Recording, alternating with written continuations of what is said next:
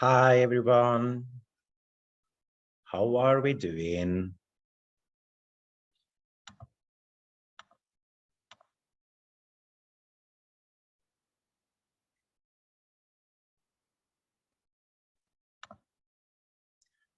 Hi Otmar. Hi Amber.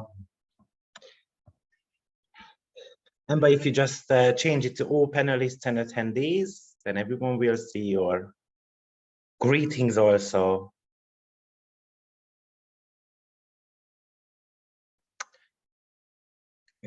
Good morning, good afternoon, everyone. I hope you had a nice week.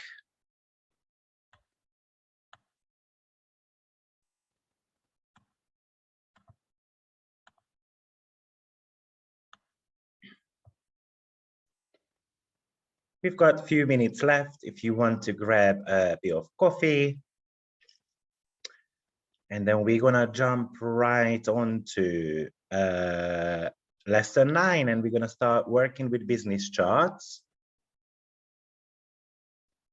Hi, Lefki.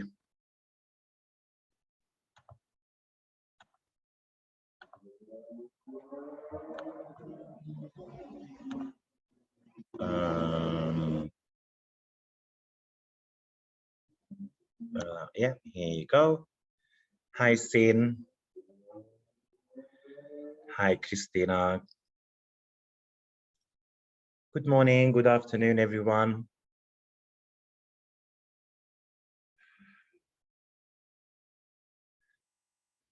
I hope everyone is enjoying that Mercury has gone direct.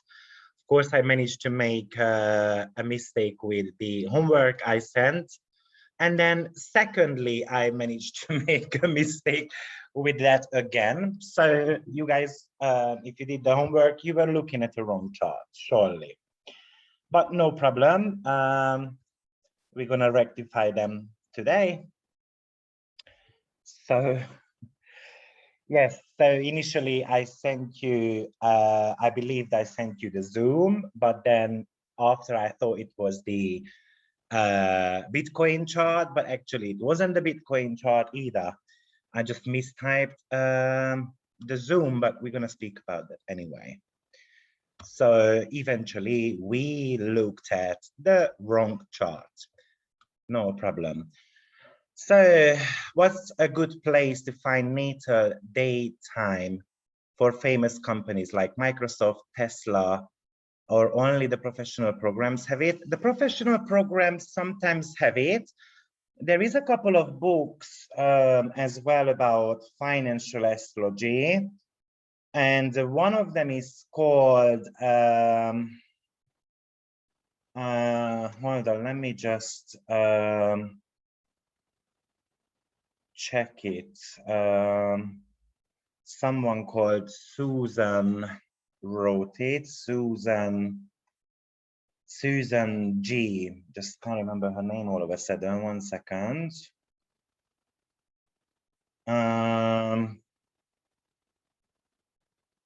2 seconds. I think I've got somewhere saved on my laptop on the other one.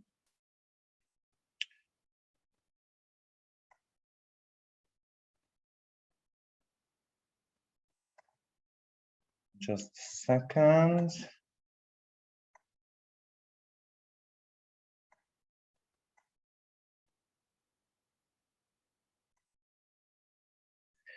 On top of my head, Susan Giddel. She's got a book she wrote somewhere in the 90s, and some of the companies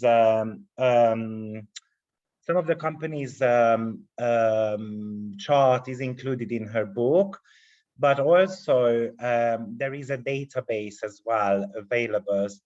I'm going to try to find it, and I'm going to try to send it over, but I'm going to give you the date of birth for the biggest companies, which is definitely worth knowing.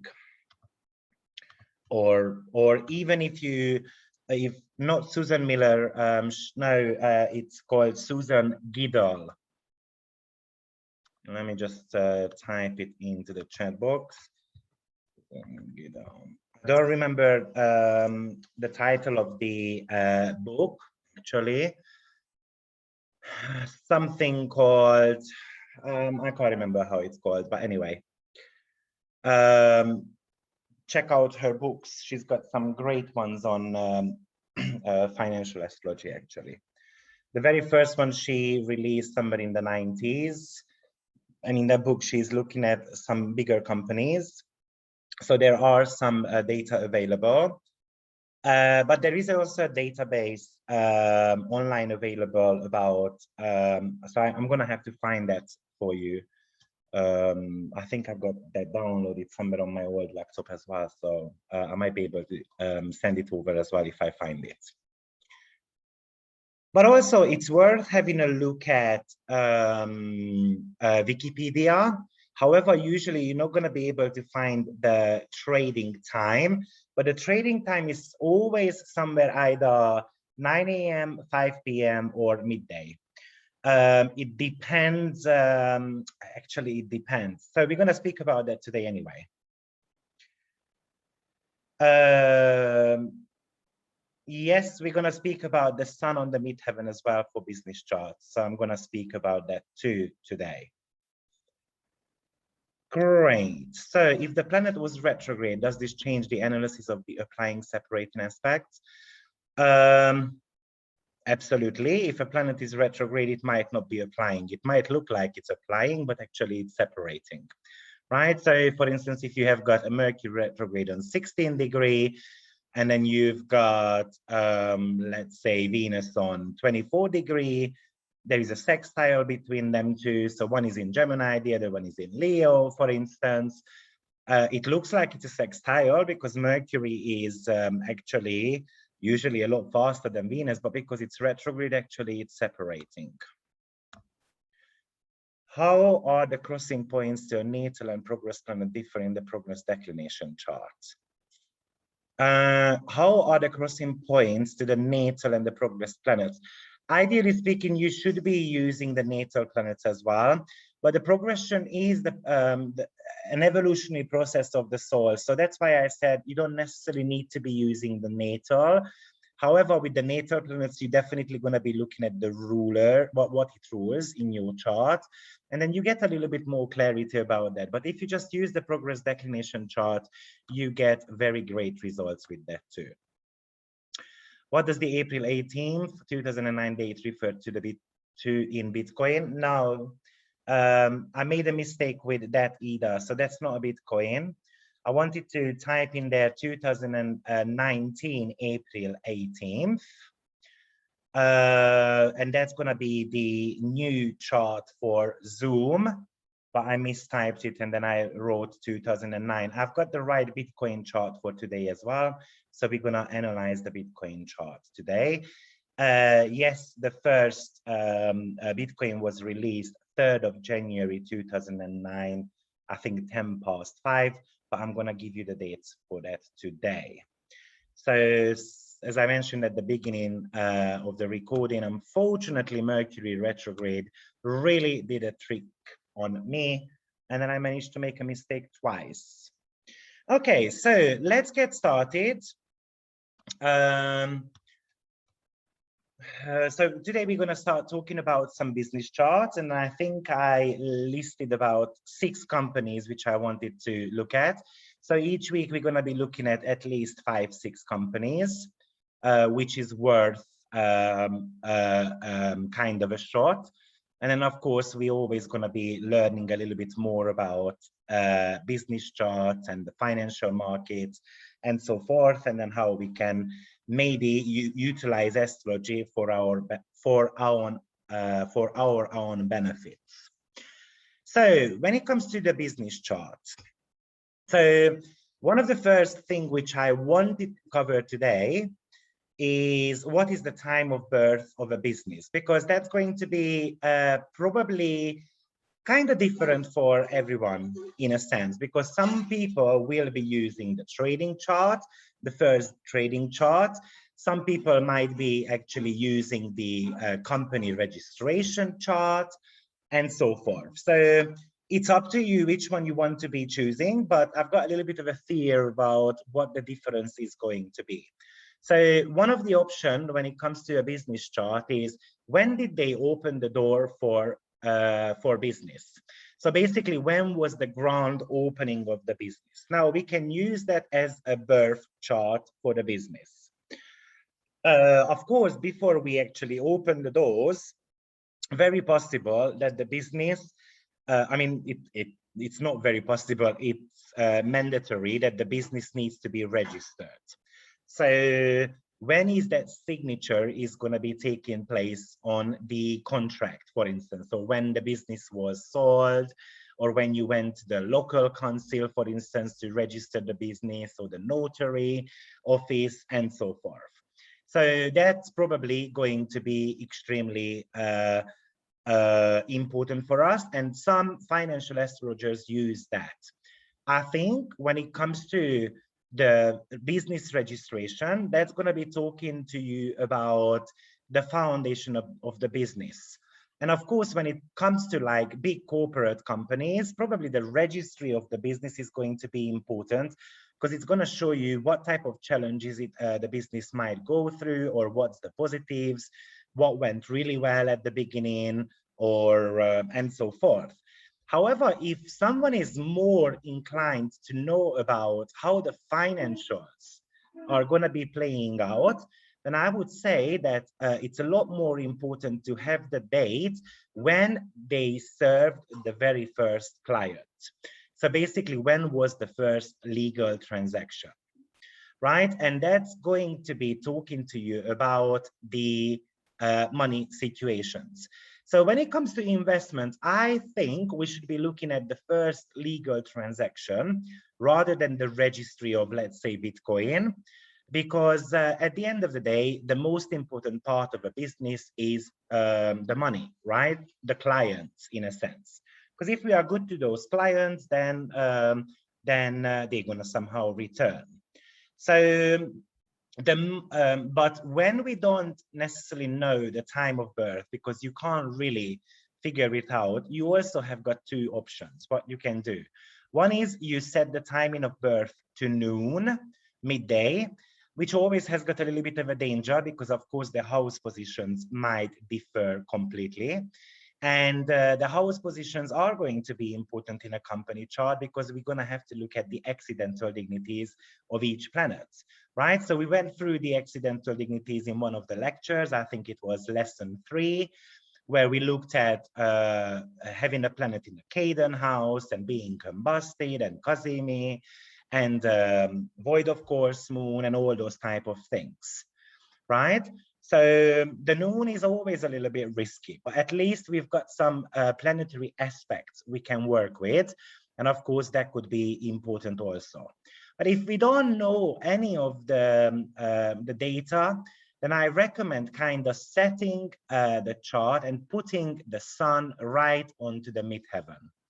And that can give you quite accurate information as well. So basically, placing the sun onto the midheaven is kind of like that house becomes the ascendant. And then you can, let's say, if Venus is in the first house, for instance, then that's going to be kind of like the 4th house from the 10th. So very possible. Why do we do that? Because sun is the core of the business, right? So at the end of the day, we want that business to reach, to soar heights. So, and that's kind of a principle with your own natal chart as well. So if you are unsure about your timing of birth, then basically placing the sun onto your midheaven could actually talk about vocational matters, what you are meant to be achieving in this lifetime, which I tend to do with some clients. Recently, for instance, I have done a client. She wanted to have a karmic reading where she didn't necessarily know the timing of birth. I told her I don't do those charts, but she was like, no, I want you to do my chart. I said, okay, this is what we can do, but I'm not going to be able to see so much of specifics.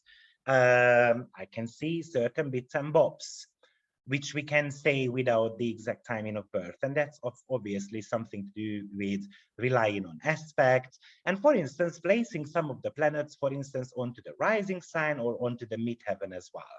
In karmic astrology, probably we're going to be putting planets onto the rising sign, because the rising sign is the entry point for the body, the physical body.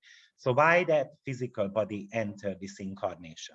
Of course, if I want to be looking at the soul mission, maybe I'm going to be putting the sun onto the midheaven.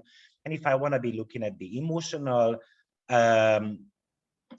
achievements to be done in this incarnation, then maybe I'm going to be placing the moon onto the midheaven, and I gain some extra information. So these are the kind of 4 options of when it comes to a business chart. Now, I tend to be using the first legal transaction, which is the most traceable, to be frank, because you're going to be using a cash. I mean, you're going to use a cash register, right? And then it's easy to go back and see when you had your first legal transaction going on. Or for instance, let's say if it's an astrology business, then you can trace back when you had your first order on your website, and it's going to tell you the time as well. So it's probably going to be very easy to track. When it comes to the notary registry, they put a stamp on your paper. However, that might give you the date. However, it doesn't necessarily give you the time. So the smartest idea, because you do astrology, if there is a company registry going on, you might want to be putting a date onto that piece of paper as well, just to have more information about the foundation of your company. But definitely the legal transaction part is going to be more about the financial matters. So what exactly the money situation is going to look like within the business. So from an investment point of view, like stock market and so forth, the most important, in my opinion, is the trading chart. But as I said, you're going to see different opinions about that. Now, before we actually go into a company chart, we're going to have to consider how to set up a company, right? Because you're going to have clients who kind of want to figure out when to set up the company for. And of course, when it comes to setting up a company, you're going to have a trouble to set up something for a first legal transaction, right? Because you can't actually force a client to pop in and buy something. However, what you can do is you can actually make sure that the registry of the business happens at a certain time, or what you can really influence, because obviously the registry of the business happens on the notary office as well. But what you can really influence is when you open the door for the business. And therefore, we're going to start today with a little bit of an electional astrology, how to set up a business, because that's going to be one of the first success of your own business as well. And why do we do that? Because from a energy point of view, we are kind of like boosting the energy so that business can manifest the most. Yeah, so I put down, I think, about 13 steps for you, what you should be doing. And one of the things is that you're going to need an ephemeris, which is available online anyway. So let's suppose that you've got a client who pops in and tells you that, okay, Victor, I would like to open a business in the next 3 months. So that's going to be the initiation point. You must ask the person, what is the time frame when they want to open a business, right? If they tell you in next 2 years, then you know that you're going to have to look at a 2-year window. If it's going to be, let's say, 6 months, then you know that you're going to be looking at 6 months. So why is it important? Because remember, you might not be able to find a very brilliant time within 6 month or 3 month periods, whatever the time window is, but you can find kind of the bestest. And I don't necessarily recommend convincing the client that, oh, listen, I didn't find necessarily good times. So, so why don't you open your business in 2025? Of course, we don't necessarily have the right to do that. So this is part of electional astrology. We're just going to be looking at the business part, nothing else today. But you must know that electional astrology is the oldest branches of astrology. So horary and electional astrology were the very first two branches ancient astrologers started working at or working with. So they were actually looking at possibilities when it's worth fighting with other countries and so forth, kind of helping the king's possibility. So the starting point. And once you've got the starting point, then you might just want to go on Google, and then you might want to bring up an ephemeris. Let's suppose that someone wants to. Does anyone want to open a business? Does anyone want to open a business in the near future? Okay, so we've got 4. So maybe we can try to figure out a date. So let's have a look at Diane. Okay, so Diane, unmute, please.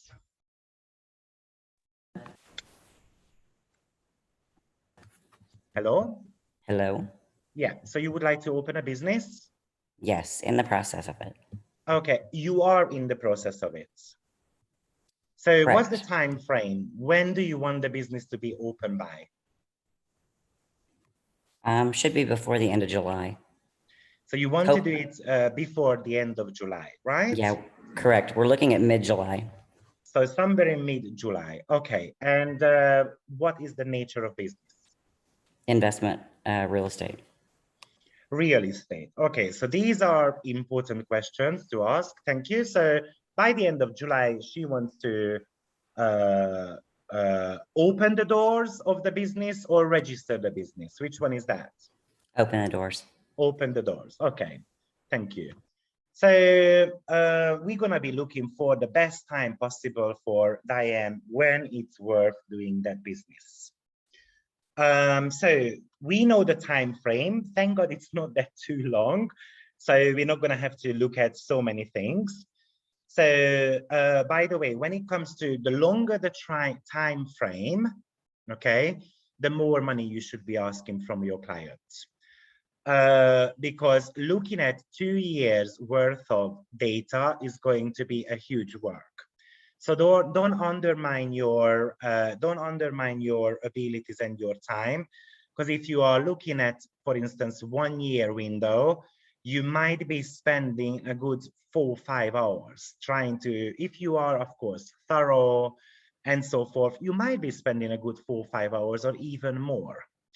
Of course, if it's a month, probably I'm going to finish within half an hour or maximum 45 minutes. So that's less work. So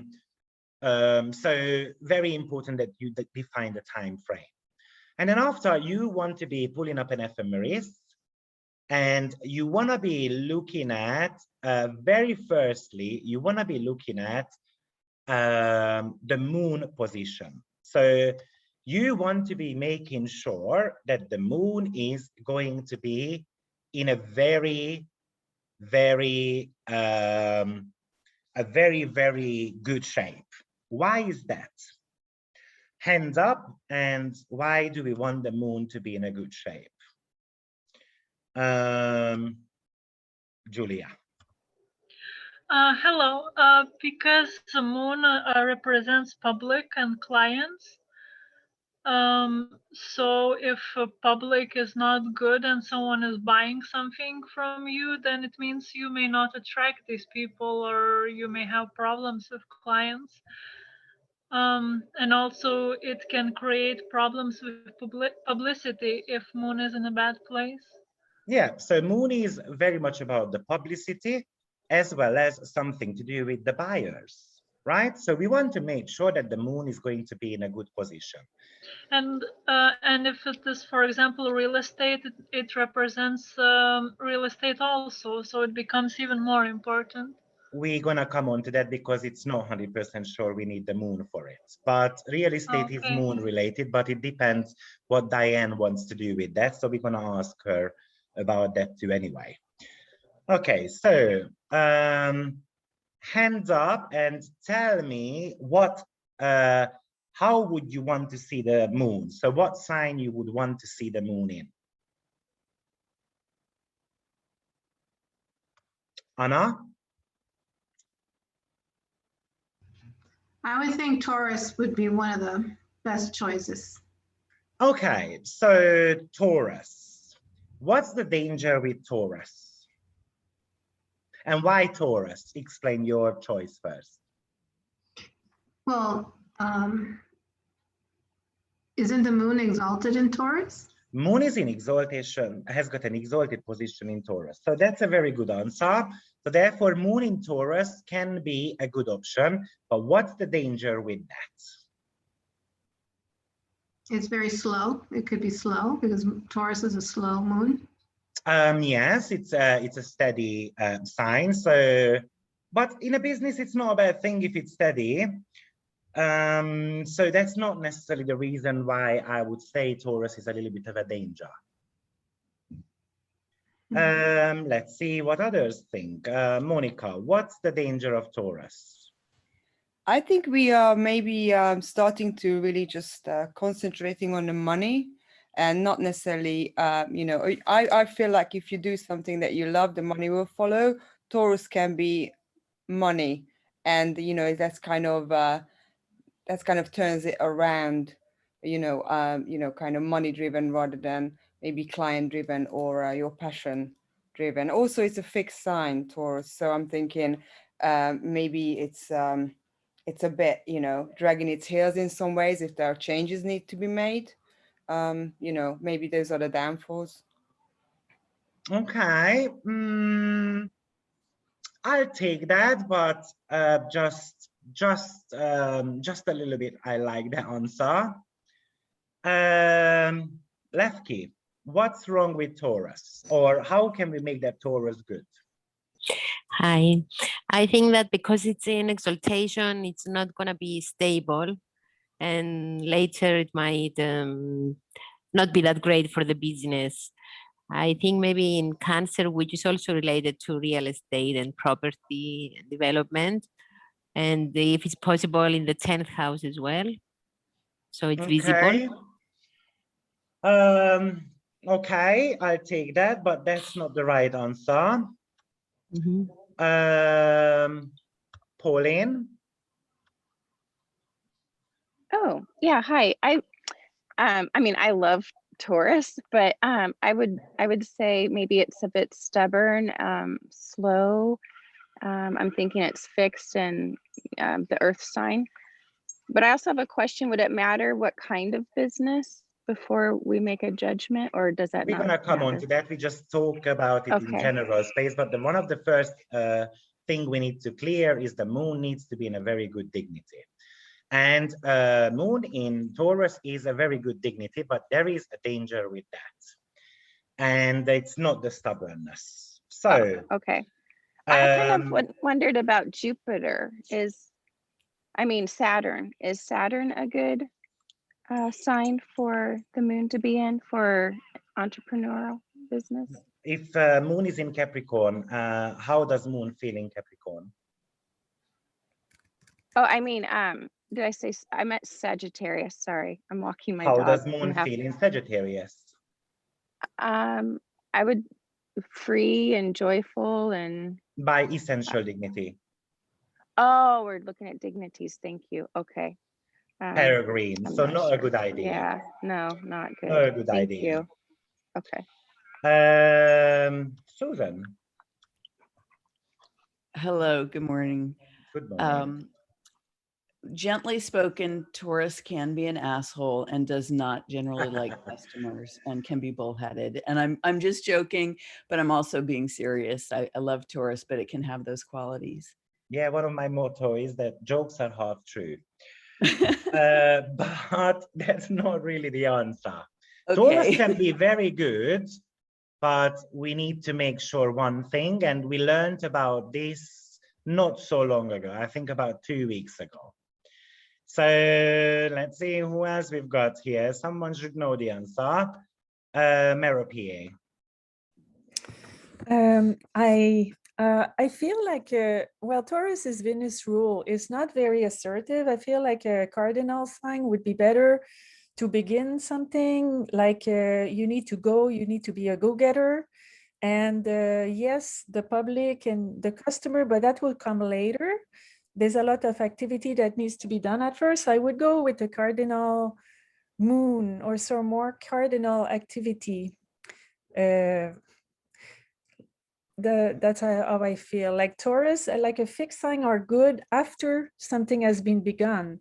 They like the stability of thing and they keep things moving. But to begin something, I feel more cardinal energy is needed. Okay, but if I've got a business and it starts very well and the clients are coming steadily, we're going to be happy with that Taurus, don't we?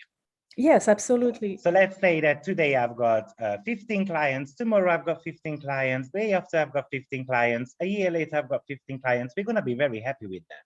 Yeah. So that's not necessarily a problem with Taurus. Okay, Fernanda, go ahead. Hey, Hello. I would say because Taurus rule the second house and the moon on the second usually has a lot of volatility that can bring money and take money very quickly. Not necessarily Taurus is going to be the second house. It depends on the ascendant. So that's not necessarily the answer. Okay, Ember, go ahead. Hello. So I had kind of two guesses. For one, I think you said that Taurus can be kind of lazy. I think that was one thing you said a while ago. So that was one guess that I had. What's that, sorry? I didn't get that. That maybe Taurus can be lazy. Oh, Taurus can be not necessarily lazy, but it's a comfort zone. But we would want the clients to feel comfortable in our business, right? So if I open a massage salon, I want to make sure that they feel comfortable. So that's not necessarily the reason. I had one other guess about that, but I don't know if it's relevant, as I think North Node is going to be transiting into Taurus soon, which means a lot of eclipses are going to be happening there. So maybe a little destabilizing. I don't know if that factors in. We're not looking at the transits now. It might be, it's in 2010 now. Nothing to do with Taurus. Okay, then. Julia, go ahead. It's because the moon in Taurus is in elevated position, so it can only fall from it, and it's not in its home sign. So it can be very good at certain times, but also it can fall from that position. Yeah, the exaltation sometimes can fall, but that's not necessarily the answer. Lefki, lastly. Maybe we're overspending too much with Venus, with Taurus. I didn't hear anything you said, sorry. Spending, we're not so careful with the expenses. Or Taurus is very careful with money. It can be very stingy, actually. Oh, you mean the clients become stingy? Or very demanding. Because demanding. because the moon is in exaltation, that we don't really we tend to overspend for the business. Maybe we're not that careful. That's what I meant. Maybe it's not so. No, not the answer. Sorry. So I'm going to give you away because I can see that we are struggling with this. We can choose moon in Taurus, but we must make sure that the Venus is well placed then as well. Remember dispositors. We spoke about the dispositors, right? So we said that if the dispositor of a planet is not necessarily good, then we're going to have troubles, because eventually an exalted planet can start extremely well, but then eventually that moon is going to give over the energy to the ruler, right? So which is going to be Venus. And imagine that Venus is going to be in Scorpio or Aries, where the planet is actually detriment or fall position, right? So what's going to happen is that, unfortunately, eventually the business is going to crash or it's going to go through some type of crisis situation. So that's the problem with Moon in Taurus, that you're going to have to make sure that Venus is in a good position as well. Okay, we're going to look at examples in regards to that, but that's what we're doing. We are setting up we are setting up a business chart for Diane to make sure that her business is going to be running as smoothly as possible. So the number one consideration is Moon. The Moon must have a very strong dignity. Actually, don't think for a second that a fixed sign is a problem, because we want the customers to come steadily. But if we choose the Taurian energy, we must make sure that our ruler is also very well placed as well. So in that case, when we type in decentral dignity, and you know that I use Ptolemy version. Okay, so what is going on here? Okay, so we can look at where Moon might be having some dignity. So actually it has got some dignity in Virgo, but in a night chart, right? So we've got Taurus, where we've got exaltation and triplicity. And then we've got actually face as well. So Taurus can be extremely good. We just need to make sure that Venus is well placed also. Right? Gemini, we don't have much Moon energy. Cancer is definitely rulership, so we can go with Cancer.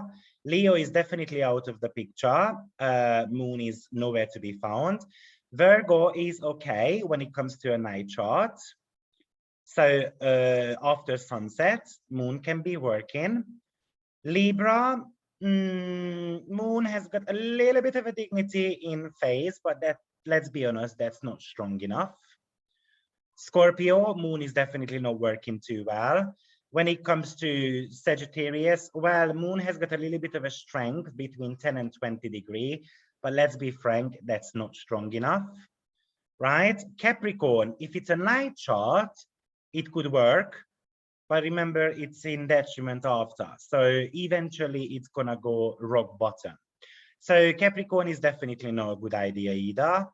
Aquarius, we've got a little bit of a strength there between 20 to 30 degrees, but again, not necessarily the smartest idea. And then Pisces, Moon doesn't have much strength. So basically what you want to remember is either Taurus, Cancer, or Virgo Moon we want to be seeing. But with the Virgo Moon, we want to make sure that it's a night chart, okay? And with Taurus Moon, then we want to be making sure that Venus is going to be well placed. And with the Virgo Moon, we want to make sure that Mercury is well placed. So this is the very first criteria. So what you want to be doing, go on the ephemeris, and I don't know, hold on. Go on the ephemeris, and let's just choose, oh, not that one, I don't like that one. I don't like that one either. But choose one of the ones which you actually like. Yeah, this is the one I like. And then we're going to be going on 2021. What is that? Close. Here you go. Okay, and then we are on June. So we are, well, it's going to be July because I'm guessing within 3 days it's not going to happen.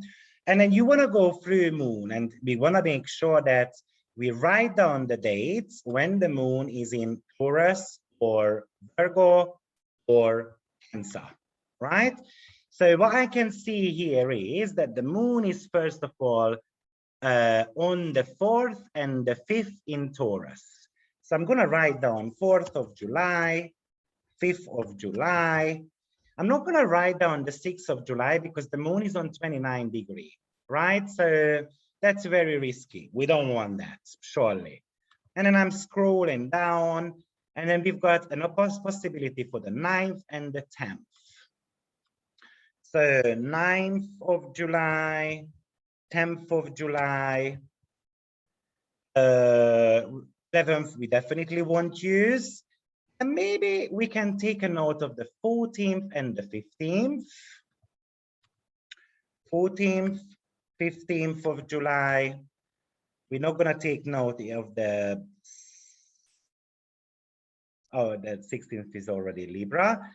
And I'm scrolling down and that's it really. So by the end of July, we've got the 31st as a Taurus.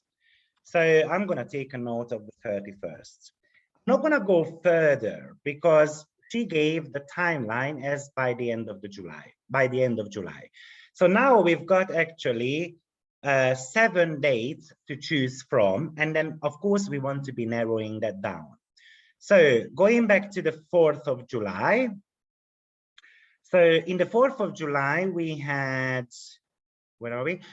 4th of July, it was a Taurus. So I want to make sure that Venus is well placed as well. So Venus is in 8-degree Leo. First of all, do we have any strength of Venus on 8-degree of Leo? So what we're going to do is we're going to go on the essential dignity and we're going to check that. So what I see is actually that's a Mercurian territory, a Saturnian territory. Those are not going to work for us. So I'm going to cut those 2 dates out, or at least I'm going to color them as red because it doesn't really work for us. The 9th and the 10th definitely will work because Cancer moon, meaning that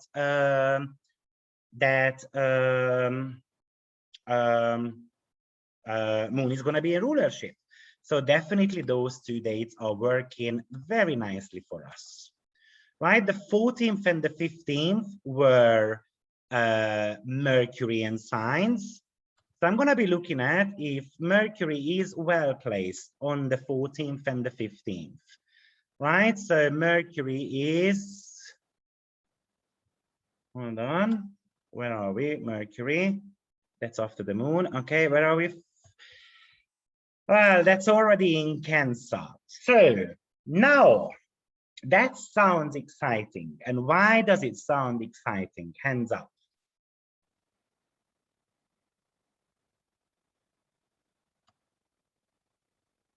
Rebecca? They're in mutual, mutual reception.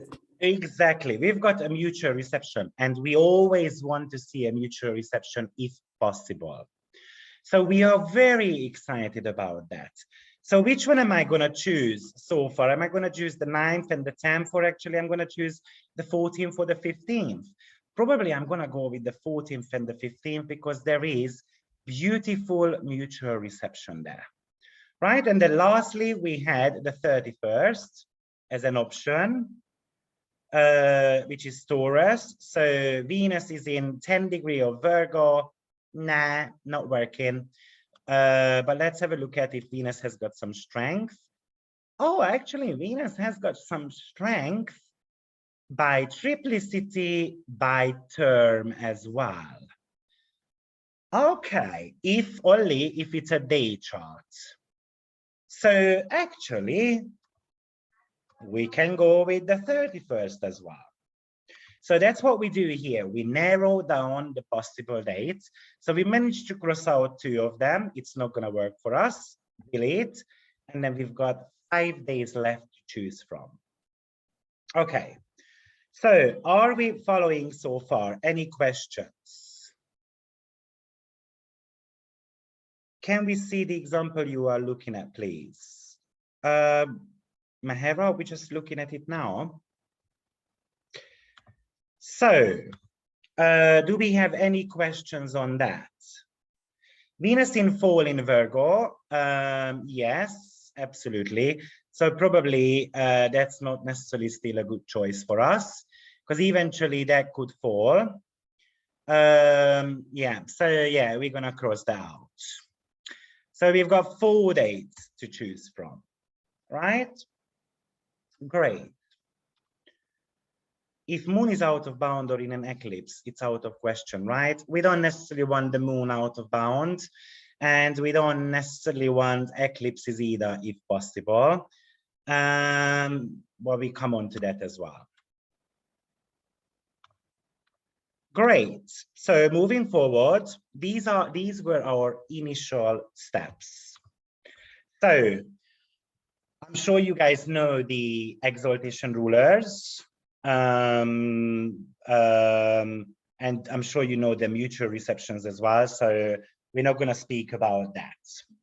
The next step you want to be establishing, because we've got 4 dates, the next step you want to be establishing is the rising sign. What rising sign are we going to be using for this business? So now we're going to go back to Diane a little bit. And we would like her to unmute herself and give us a little bit more information. So Diane, how are we going to imagine this business project? So is there going to be an office? Is it going to be online? What do we know? It will be both. It will be both, okay. And is there a grand opening or, so give us a little bit of an idea about this business.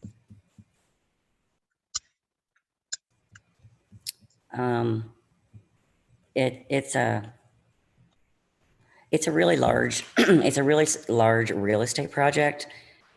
We will start with an office in that location, and eventually it will move to online stuff. A lot of the business will be done from Zoom. Okay, so it's going to start with an office and then it's going to move on to a online business. So that was an important information for us, because if it's an online business you want to be going for, then probably you want to be having a sign which is going to be quite online-ish, right? So we might want to choose a Aquarius rising sign. Because so Victor, it's luxury resort property, condominiums, investment. Luxurious resort property. Okay, that's also an important info. Okay, thank you. So because if it was an online business, probably I would be looking at as in maybe an Aquarius rising sign. But then what's the problem with an Aquarius rising sign straight away? That the ruler needs to be in a good dignity as well, right? So in that case, Saturn. So there is always a little bit of a danger. So one of the bestest idea we can do is that we're gonna place a rising sign wherever the moon is placed. So if I put moon in Taurus, then I might put moon in the first house and I'm gonna be choosing a Taurus rising sign. But one of the most important things you want to be achieving, so we looked at the moon, you want the moon to be well placed. So you want the moon in cardinal or maybe fixed succeeding house. You don't want moon to be in cadent house where the moon is losing power, right? So we want to make sure that the moon is cardinal or at least succeeding sign. And possibly you also want to make sure that the moon is going to be having an aspect, a positive aspect to the rising sign, either to the rising sign ruler or to the rising sign degree itself. So meaning that maybe I can put the moon into the 5th house and the moon is going to be having a trine to the rising sign. Importantly enough, it must be an applying trine, not a separating one. Or we can put the moon in the 9th house, but that's a cadent house, so not a smart idea.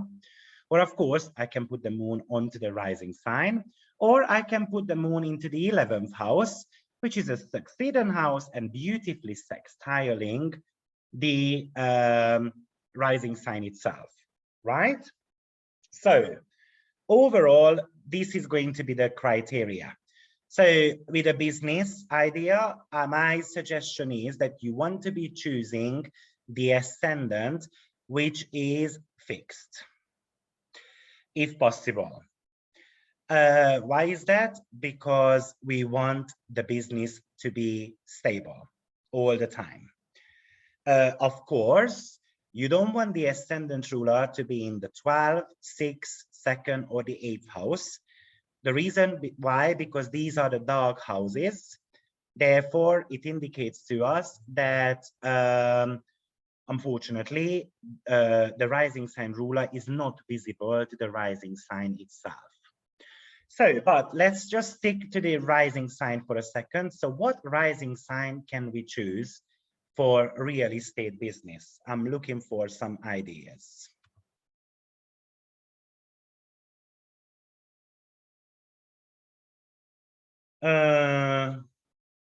Monica? For real estate, I would go for a Cancer rising, this cardinal sign. I know you said you want to fix ascendant, but I thought because of the moon and the answer, it's a luxury kind of retreat, and I'm thinking it's nice if the ascendant ruler is the moon and it's in Taurus. So I'm thinking of a Cancer rising. Okay, so let's get started there. So let's choose, let's say the 9th of July, okay? 9th of July is gonna be, because we've got a mutual reception which is strong there actually. Sorry, it was the 14th of July. That's the mutual reception, right? So we're gonna go with the 14th of July. Let's say that's our best day. So let's just bring in event, business. 14th July 2021. Oh, Diane, where is the business gonna be? We also need to know that too. You want that location specifically? It's going to be international. But where is the office gonna be? The first one, Panama City. Panama City. What state is that? It's Panama City, Panama. Panama. Great. That's, yeah. Which one is that? Is it this one?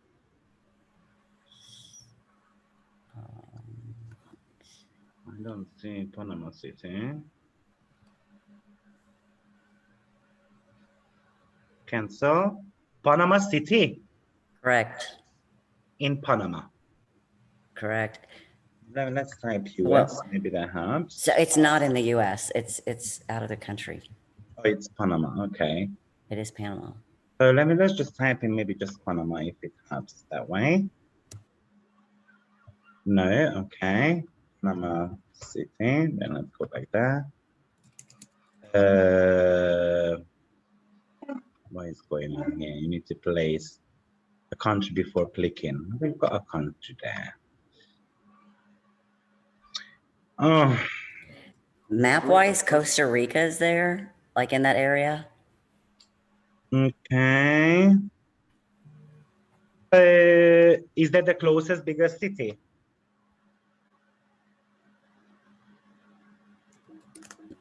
So Costa Rica is the country? Yeah. Panama City is the biggest city, yes. It's a very large city. Someone says that it's in the list. Let's go up. You go one up. Okay, maybe it's, you got Panama there. 1, 2, 3, like the fourth one down. 1, 2, 3. Oh yeah, here you go. I'm there you go. blind. Okay, we found it eventually. Great. So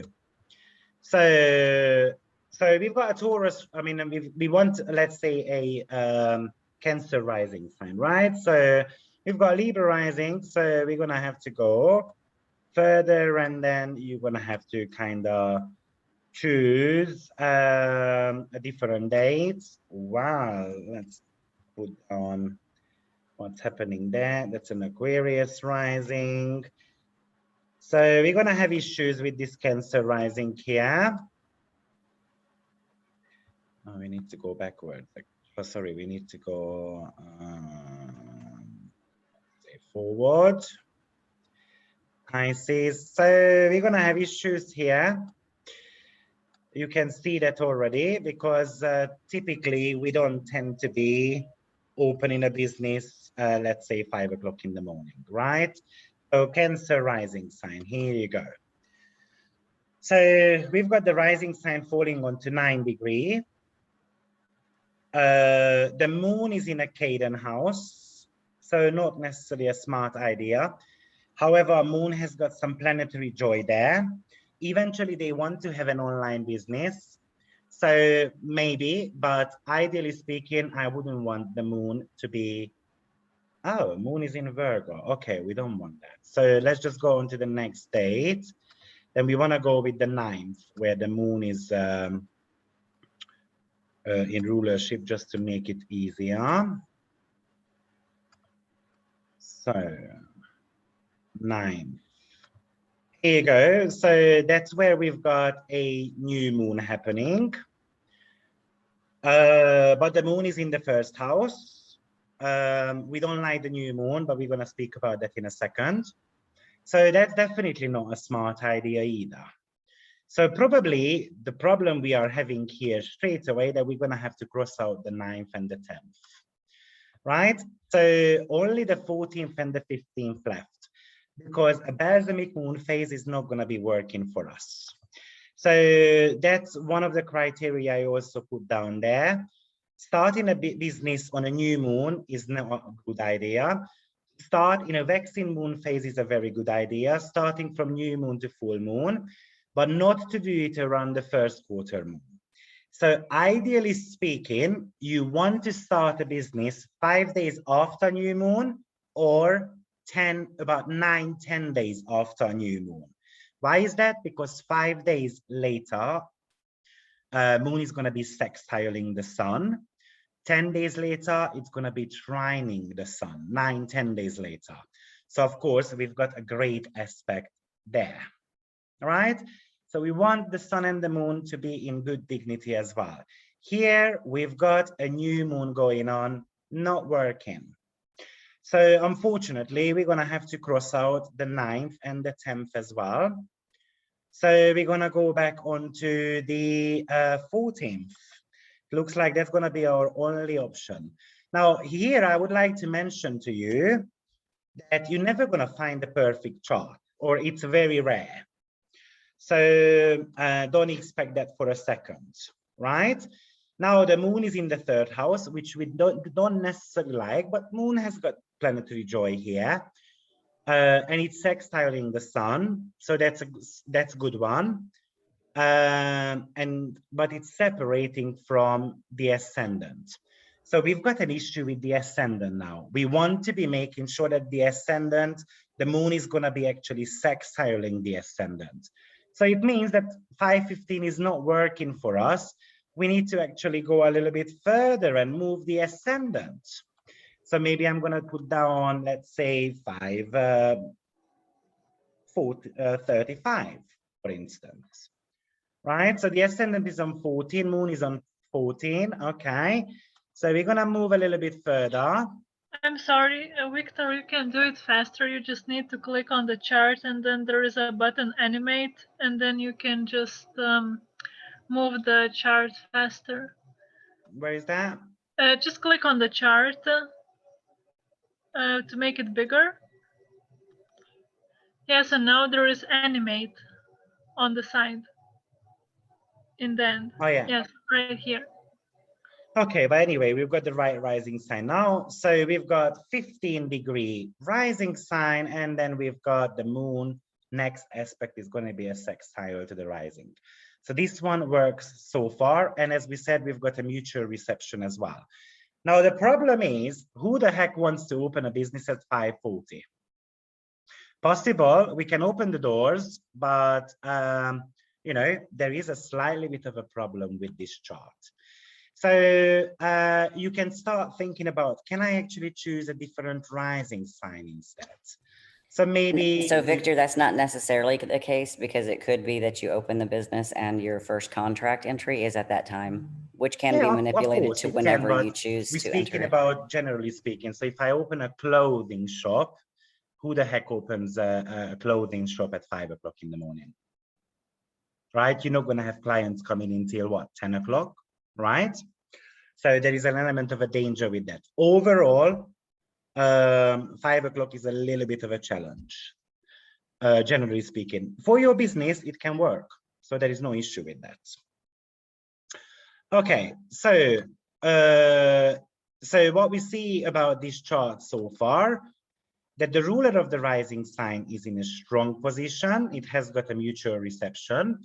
The next one, you want to be making sure that neither the ruler of the rising sign nor the moon are making and applying aspect to Saturn or Mars. We don't want to see that. Okay, so we want to make sure that the next aspect of the moon and the rising sign ruler is actually brilliant. So it's going to be a sextile or a trine to possibly a benefic planet, meaning Jupiter or Venus. That's the next criteria. Here, moon is both. So moon is making a sextile to the rising sign. That's great. Moon is not making an aspect to Mars, not making an aspect to Saturn. Brilliant. And the next aspect the moon is gonna make, apart from the rising sign, is well, an opposition to Neptune. That could work. That could work, but not necessarily that smart, but that could work. But at least it's not making any negative aspects. A couple of things we might also want to be paying attention to. We want to be making sure, for instance, Saturn and Mars are in Cadon houses, if possible. So I would like to mention again that it's impossible to make a perfect chart. It's very rare. But if possible, try to put Saturn and Mars definitely not in angular houses. If possible, put them into Cadon houses. Now here they are in fixed houses, both of them.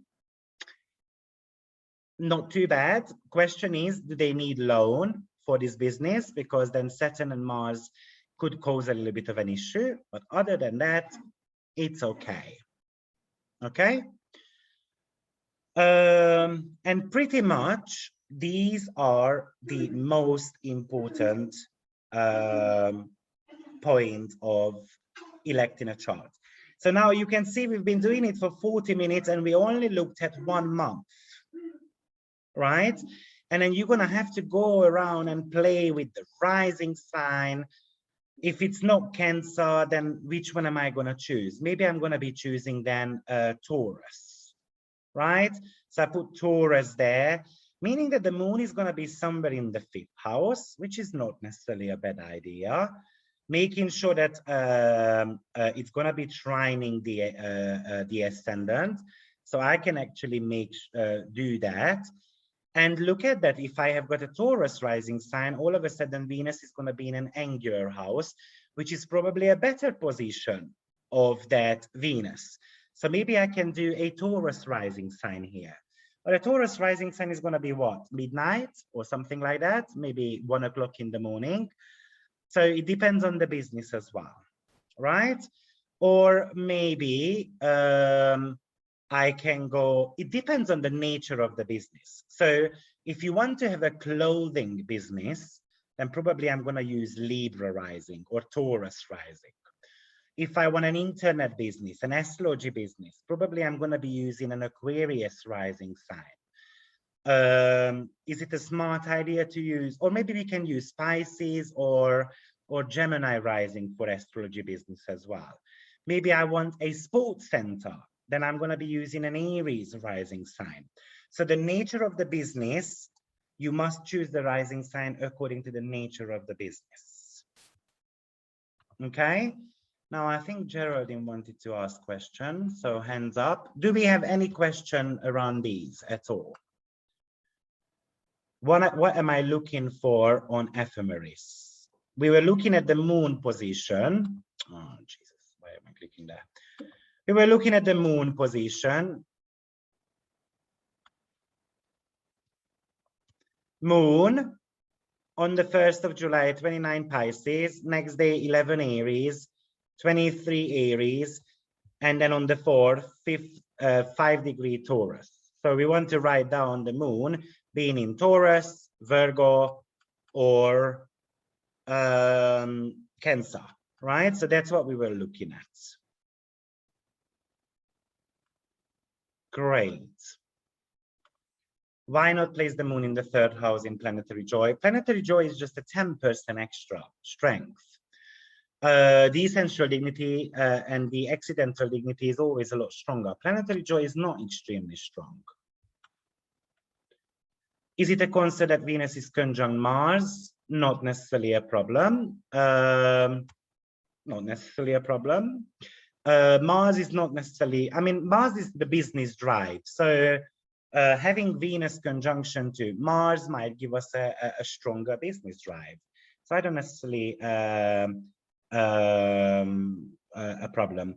Do we use Regiomontanus house system like in Horary? You use whatever house system you want to. I do election astrology with horse signs as well.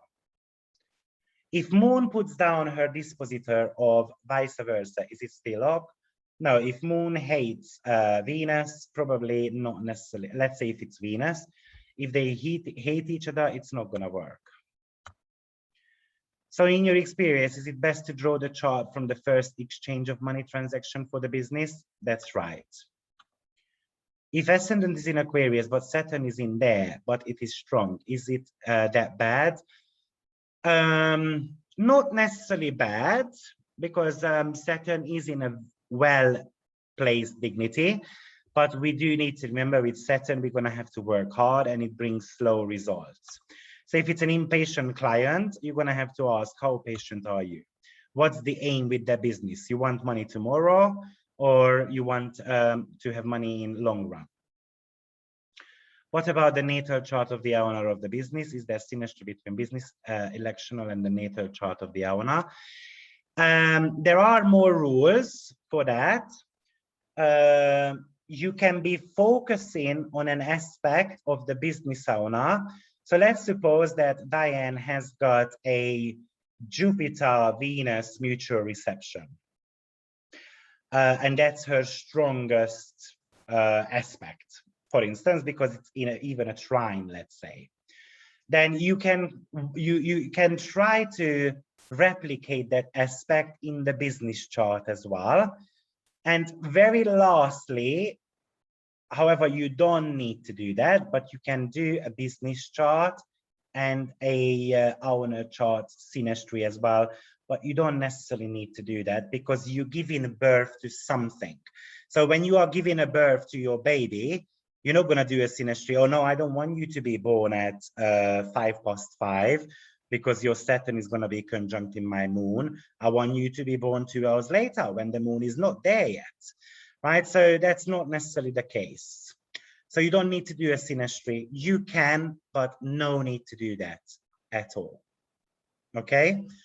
Another rule which you might want to be doing, because for instance, Diane wants to be having a real estate business, which is a 4th house meta. We would want to make sure, if possible, that we put Jupiter or Venus in there. In this case, I would try to put Jupiter. Why is that? Because Jupiter is still in rulership. So I would try to put Jupiter in here. But here, these steps are in order of importance.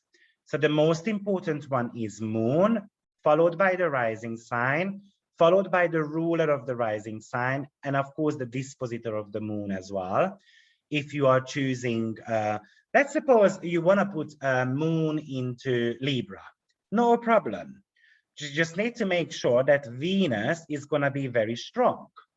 Venus had recently mutual reception with Jupiter, right? So that was actually brilliant. We could have put Moon into Libra because then the two benefics were in mutual reception. So that could have worked extremely well, for instance.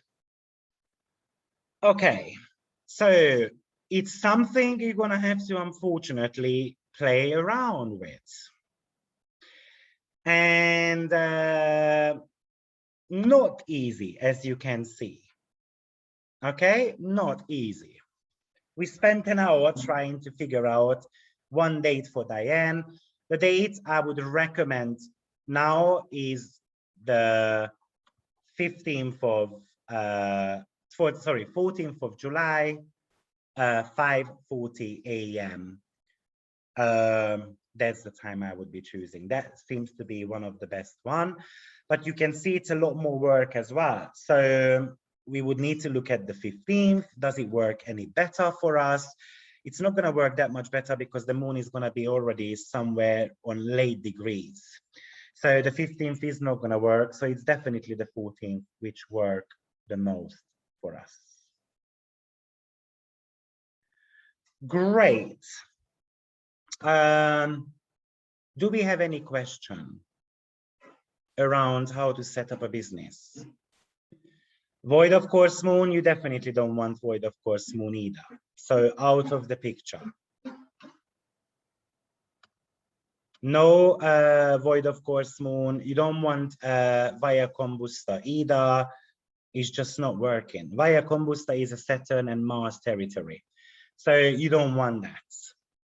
You can even take it a notch further and then you can start playing around with the dwads as well, but that's very advanced. So very, very advanced if you have got the time for it. If Aquarius is the rising, do we want Saturn aspect in the moon or trine or sextile? If possible, you must remember you're not going to be able to make a perfect chart. So you always want to be focusing on the rising sign ruler, moon, and the moon's next aspect. These are the most important ones. The rest are bonus, if you can. Of course, when you have got a 6-month window, let's say you do a marriage chart, you're going to have more dates. So you can play around a lot more, right? And of course, you're going to have to erect plenty of charts by the time you find the perfect time.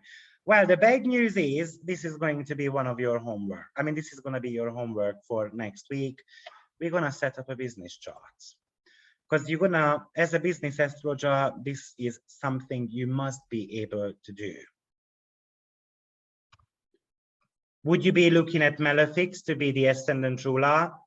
It depends on the nature of the business. If it's a sport business, why not? I can do an Aries rising sign. And of course, Mars is going to be ruling the ascendant, but the Mars needs to be in good dignity. And Mars needs to have great aspects as well. If Moon is in Taurus, trine Jupiter in Capricorn, does it work anyway? Jupiter puts Moon down. What you want to remember is that the core of the business is the client. So Moon in Capricorn does not work. Okay, or Moon being hated by the ruler of the rising sign or something like that doesn't work. No one should hate your customers. They are the core of the business. You must look after your clients. Can we set up our own business chart for our homework assignment? Not really. I mean, we can, no, not really. Because how am I going to mark it? So no, I'm going to give you a business chart. No, unfortunately, no. You can play around with your own, and then if you erect the chart, then we can discuss those next week. You're gonna, yeah, okay. Ramona, go ahead, and then after we move on.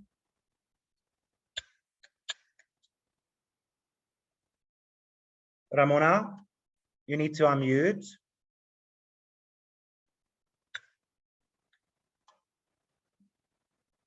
Ramona, you need to unmute, please. Excellent. Okay.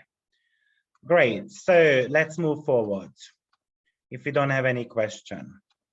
It's very Virgo job. Do I like doing it? Not at all. But if there are any Virgos here and then you enjoy doing that, just practice this because it's very, well, from a financial point of view, if you spend 3 hours with it, then you know that you can charge God knows how much to a client. Depends on your hourly rate. Building businesses, Diana, for instance, with Capricorn rising, Capricorn builds things, right? So building construction businesses could be a very smart one. Okay, so we're going to move on. Can you find the right time if we don't know it? I'm not too sure what the question there is, Ramona. What do you mean by finding the right time? I mean existent business. Oh, so when the business was set up, that's rectification. I don't necessarily do rectifications. I mean, I can do rectifications, but I just don't like doing them. So it's just too much work. I mean, I'm not scared of work. It's just too much calculation. I don't like that. Okay, so moving on. So remember, the moon is the heart of the business, publicity, and the reception of the business. So moon is actually a very smart idea to be in earth signs because it gives us longevity. So therefore, that's one of the reasons why Taurus is a good energy for us. But you want to also make sure that there is Venus in a very good dignity as well. So if you are having an internet business, you want Aquarius or Uranus to be in good positions. Venus is fashion, probably Mercury as in having the business transactions itself or even the social media elements. You might want to be making sure that Mercury is in good dignity as well. Now, the very last step you can do in business charts, but this is just a very fine thing. You can look at the planetary ruler of the hour. Planetary hour calculator. Do we need to do that? You can type it in. You can put down your, let's say I'm going to put down we are in Panama. We were in 15th, or was it 14th of July? July 2021. We chose 540 on top of my head. So we're gonna choose 40, for instance, and then we had Panama. I'm gonna type in there, Panama. Here you go, and then calculate, right? So you can type it in, calculate again. So it's gonna give you the hour ruler. So the day is Mercury, the ruler of the hour is Saturn. So if you wanna be a little bit, you know, very precise, you should be looking at the planetary hour. It's Saturn. Well, Saturn is in dignity at the moment, so it's okay. But this is just a very minor consideration, okay? You don't necessarily need to do that.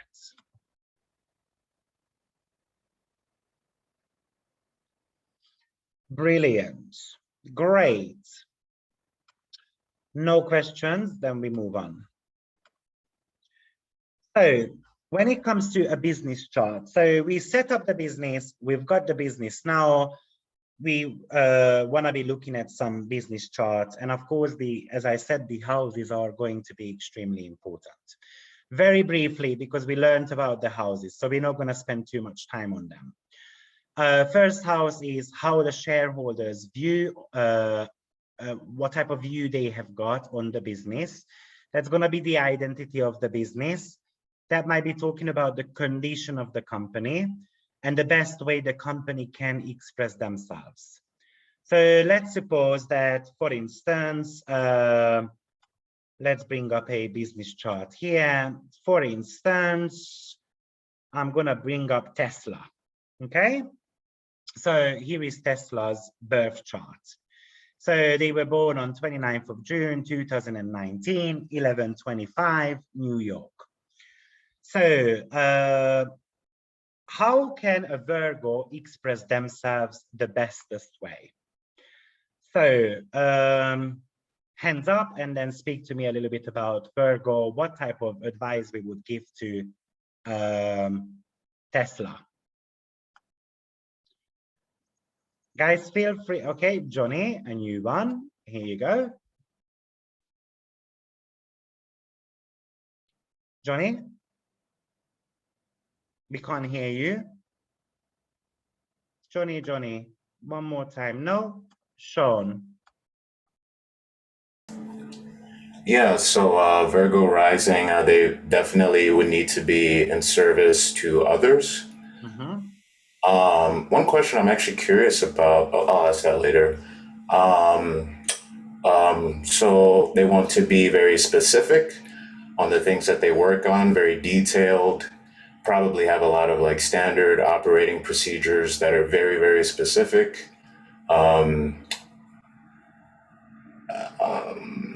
Yeah, absolutely.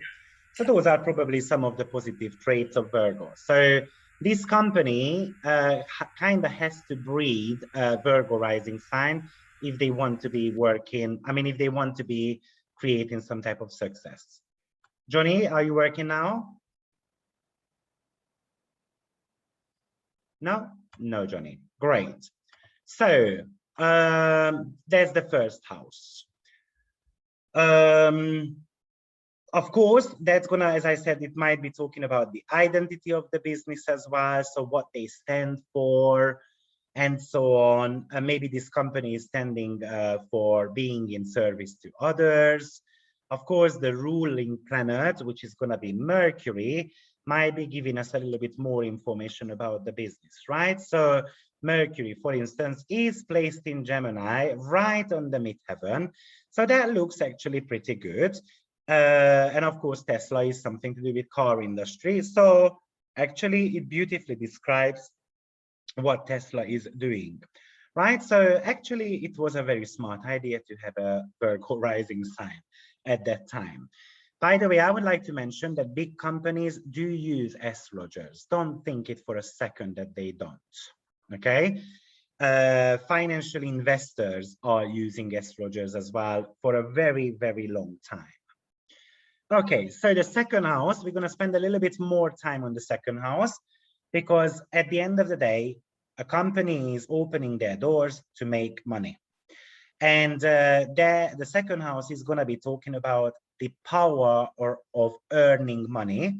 That's going to talk about the skill set of the company, what they could be good at, what they might not be so good at, what are their natural gifts, what are the company values. And actually the planet in the second house could show potential earning energies. So sources of money. And that's true for your natal chart as well. So look at, for instance, your natal chart, look at what type of planets you've got in the second house. You might have got a stellium, right? So then in that case, you want to be choosing the planet, which might be actually trining your midheaven. Or if there is no trine, you want to make sure that that planet is the strongest dignity. So what does it mean for us? So for instance, there is moon here in Libra. So I want to be making sure that moon is actually an applying trine to the midheaven. So actually that's a good choice, right? And at the same time, it would be lovely to see if the moon had some type of good dignity as well. So if you want to be looking at the dignities, we can bring up the dignity table as well. Not necessarily important. We've got the dignity tables on the essential dignity. But I'm looking at moon, and moon has no dignity here. It's peregrine. But with peregrine planets, what do we, always what do we look at? We look at the dispositor, which is Venus. And Venus is in rulership and triplicity as well. So we are actually quite happy with that moon. Moon can give us some potentials to earn money. Now, hands up, and what type of money, how can we earn money with moon? I'm looking for some ideas. I would like you guys to kind of interact a little bit more today, not just me talking. So how can we make money with moon? Hands up.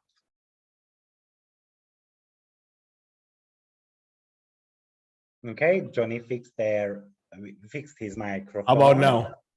Yes, we can hear you. Cooking.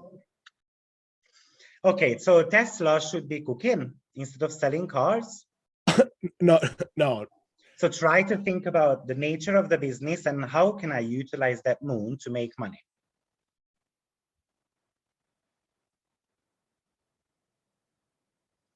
Johnny? Traveling. Moon is in traveling. Moon is okay. Okay, but not so okay. Anything else? Can't think of anything with the moon. You okay? No worries. Let's see someone else.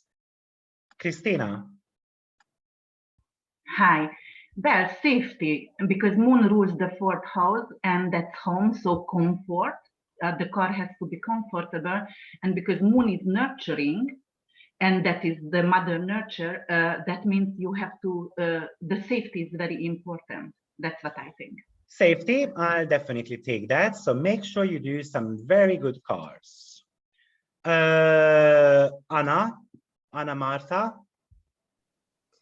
Actually, because the moon is in Libra, I would make the cars very pretty and appealing to the public. Okay, pretty cars. I take that. Sin. I would also incorporate harmonious design, maybe some kind of fashion, because usually women are used in marketing to market cars, for example. Make sure you've got pretty women, right? Behind the counters. The sales assistant are going to be pretty.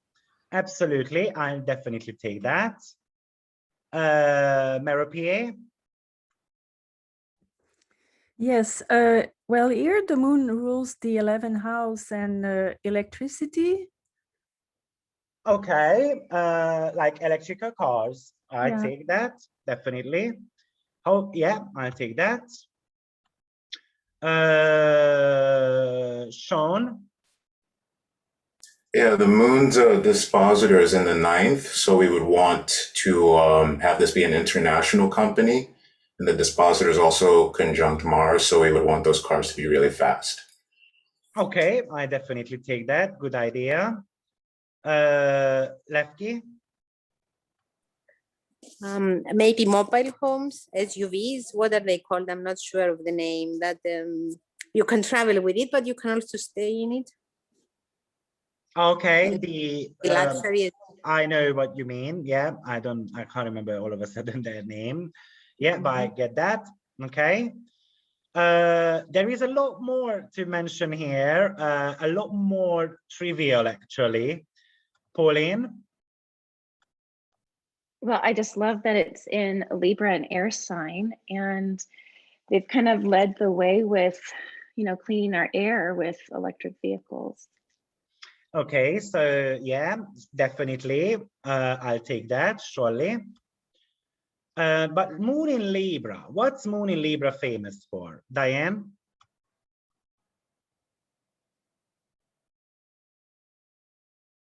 No, Diane? Okay. Monica? Oh, I wanted to say that it's in the second decan, so it's going to be a futuristic design.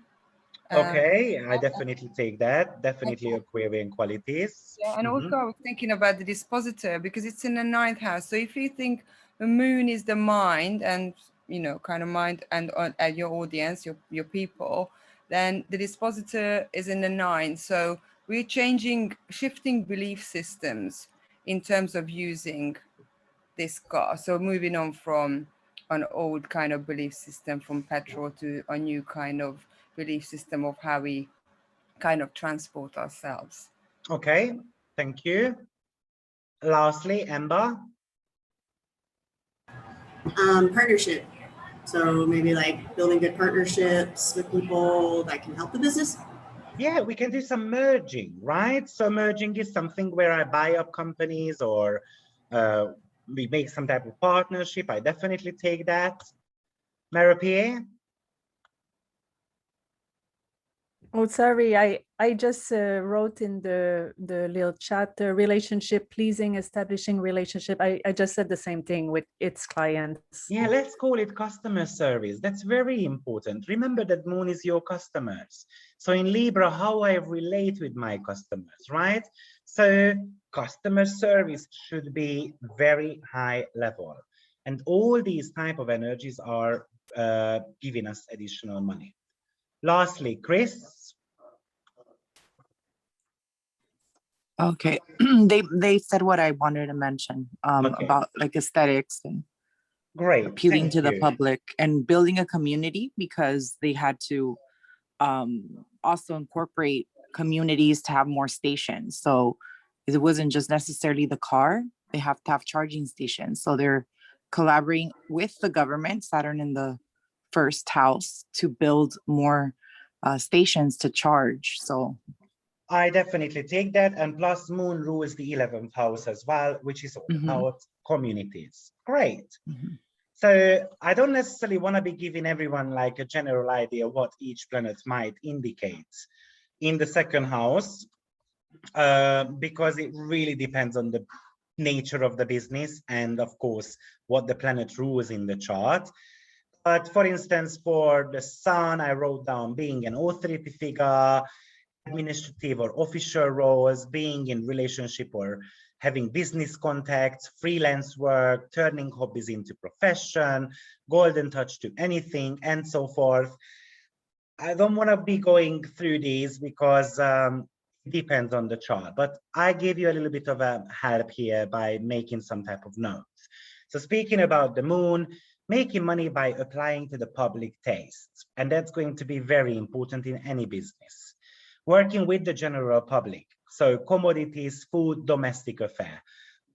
Someone mentioned the food here, and actually that was a good idea. But how can we play around with the food? Maybe I can do some charity, because at the end of the day, Moon is publicity, right?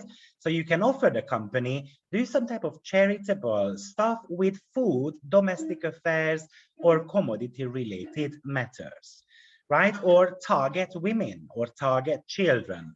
Now, businesses can't target children, we know that. So that's kind of out of the picture in regards to Tesla. But we can target women. So do pink cars. We can offer that to Tesla, right? Or do, I don't know, automated cars where the car is driving itself, because the general idea that women have got struggle with driving, right? And I'm not suggesting that, by the way, so don't think that for a second, but that's the general conception, right? So as a company, somehow try to work with women. We can work with music and so forth, and you know, whatever it is. We know that Moon in the second house can fluctuate. So sometimes the money is bigger, sometimes it's smaller, depending on the Moon phase as well, what the company kind of was born with. Okay, if it's your natal chart, you can think about feeding, housing, and comfort related matters, and so on. Okay, let's have a look at one more chart before we move on.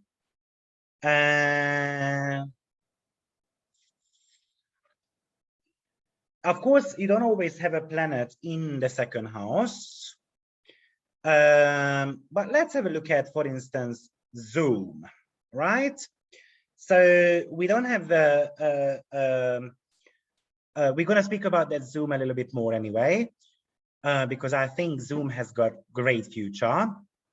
One of the reasons why actually Zoom was born in 2019, April 18th, is because that's when the company went international. And that's when the company started to belong to that index related things, which we call as in NASDAQ. That's when they started kind of cooperating in the NASDAQ 100 index, stock related matters. So that was kind of the renewal of Zoom. And that's one of the new date of birth for Zoom. But of course, there is the foundational chart as well. But as we said, we want to be making sure that from a stock perspective, we want to be using the first trading chart. And that's going to be Zoom's first trading chart. So that's why it's important for us. But let's have a look at Zoom. What do they need to ensure to be making more money? There is no planet in the second house, so you're going to be using the ruler. So I would love if new people are raising their hands as well. So there's no raising from new people. I'm going to call them up. Geraldine.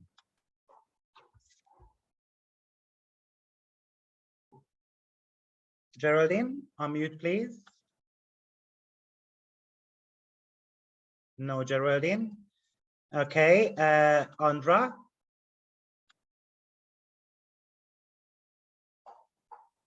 Hello. Hello. So let's have a look at that sun and how can we make sure that this company is going to make money? The ascendant is in Cancer. We're looking at the second house. How can we make more money? Okay. Second house is the Virgo. Second house is not it Virgo. starts in Leo, yeah. Leo. And the sun is in Aries, in 10th house. Yeah. So how can I utilize that sun in Aries to make money?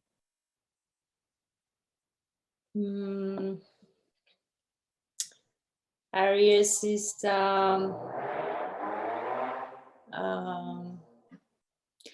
being active.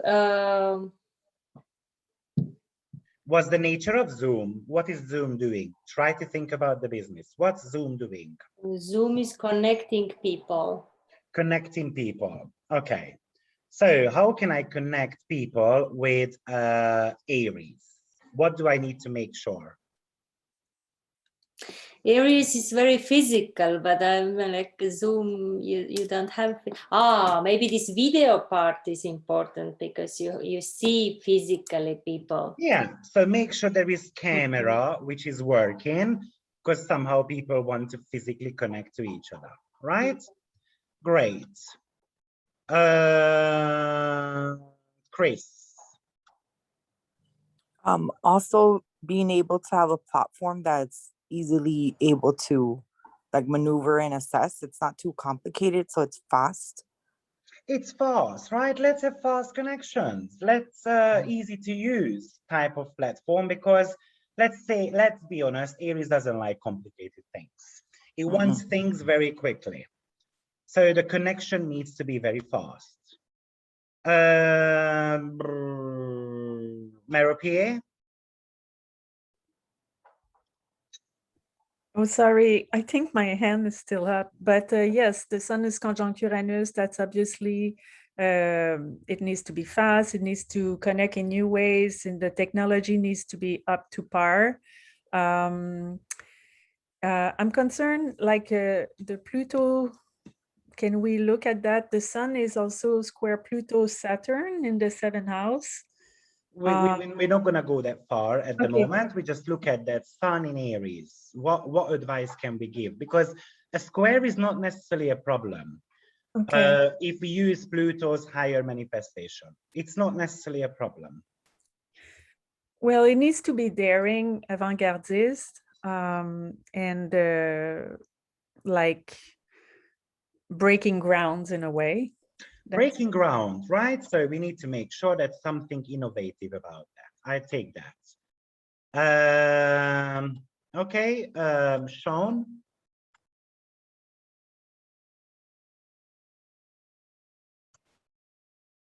Sean, unmute. Sorry, my hand was still up. I can still go if you want. Yeah, go ahead. Yeah, like what people said, Aries wants to be first. It wants to pioneer things. So if things are simple, fast, if it's beating the competition as well, or introducing something new that people haven't seen before, Zoom can excel with that. Exactly. Do some direct marketing and run after your clients. Don't stop for a second, right? that's one of the ways how we can make more money. Be very competitive and knock down your competition, and don't be apologetic about it, right? It sounds harsh, but let's not forget this world is harsh. We're talking about business, and that's one of the ways how Zoom can make money. Great, and let's be honest, Zoom knocked down Skype pretty much. So, right? Okay, lastly, Lefki, go ahead. Oh, clicked on the wrong one. Yeah. Hi.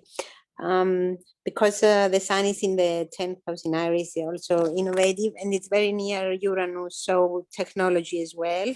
Yeah, because, we mentioned that already. And the trine with Jupiter that has to do with teaching and webinars, seminars, focus on that as well. Oh, yeah, we can definitely make sure that plenty of people can actually attend. So not just one-on-ones and so forth. And maybe Jupiter can also talk about subscription plan as well.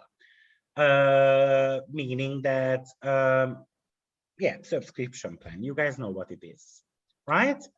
And the ruler, it's in the Gemini in the 12th house, so the sun's dispositor, I mean. So again, we need to be staying abreast of developments, offering new things that will attract the interest of people, keep the interest, and so that people will continue to use Zoom, because a lot more platforms are appearing.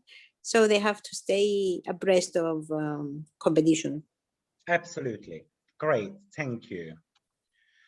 So I can see we've got some Zoom is owned by China. That's not important for us who rules, who owns Zoom. Zoom is, it might be owned by China, but their office is in New York. So that's what matters for us, not necessarily the owner. Great. So let's move on. So I'm not going to run through all the China. It is important, absolutely related to COVID. We're not talking about COVID at the moment, so it's not important for us. We're talking about, forget about Zoom then. We're just looking at the business chart, how they can make extra money, right? And some companies use the COVID situations for making more money, right? That's the bottom line. And the chart can help you to kind of figure out what can help you to make more money. So you can look at this exactly to your natal chart as well, to look at what qualities you need, right? Could adding games apply to Zoom, like for people to play via Zoom? With Mars, why? I mean, with Mars in Gemini and with Sun in the 10th house, why not? I can actually imagine I can imagine that. Why not? Mars also rules the 5th house. Yeah, I can actually imagine that, but Sun is also the co-ruler of the 10th house as an exaltation ruler. So I would definitely mention, and it's in the 10th house as well. So definitely I would mention that something to do with businesses, business platform to be given to other companies might be a very smart idea. Because Sun is the exaltation ruler of Aries, right? So Sun is very strong in the 10th house. So actually it could work very well. Brilliant. So that's exactly how we're going to be thinking about the second house methods, right? You're going to see a little bit of a description for each planet, but you should, as I said, you should look at the nature of the business. Now, before we move on to the next houses, I've got some theoretical question. Would you set up a company during Mercury retrograde? Is that going to be a huge problem for us or not? Julia? It depends on the dignity of Mercury, but also I think it depends, for example, if the person was thinking about this company for a long time, but he didn't do it, and then Mercury retrograde is there, so maybe it's a good time because it's like coming back to the past and actually doing it. Mm-hmm. Yeah, okay, I'll take that. Monica? Yeah, I would look at the nature of the business too, but also if it's a relaunch or a rebranding of a business, perhaps that started in the past, so it's not something brand new, or reconnecting with someone you worked before, or an old boss, perhaps something redoing, reconnecting, perhaps it's could happen. Okay, let's not forget that Mercury goes retrograde 3 times a year. So, and it goes retrograde for 3 weeks, right? So it spends about 9 weeks a year retrograde. I don't necessarily feel Mercury retrograde is such a big issue. We just need to be making sure that we're gonna be a lot more careful with paperwork, for instance. However, I think when it comes to Venus and Mars, I think that's a bigger problem, setting up a business around those times. The reason being is because Mars goes retrograde once every 2 years and Venus goes retrograde every 18 months. And Venus is the money, Mars is the business drive. So I feel like those are not necessarily so like correct. So we can't really make corrections about money and we can't really make corrections around business drive, right? We can make corrections around paperwork. So I usually would say that with Venus and Mars, I would not go retrograde, surely. With Mercury, it depends. Okay, but with Venus, Mars, I think it's out of the picture. Anyway, let's move on. Third house in a company chart is going to be talking about licensing, of course, communication, whether we use newsletters, or is there any technical education in the company going on, or what is the company's way of thinking, some type of training possibilities. Why is that important for us, first of all? So let's suppose I'm going to go back to Zoom, right? And I'm looking at their third house, which is ruled by Mercury. So I can see that Mercury is actually placed in the sign of Aries first house. I'm sorry, in Aries in the 10th house. So the communication style needs to be speedy. We need to think fast. Our marketing plan needs to be very harsh and so forth. So we can start describing that. Now let's imagine that, for instance, Mercury had a square with the 6th house ruler. What is the 6th house? Employees, right?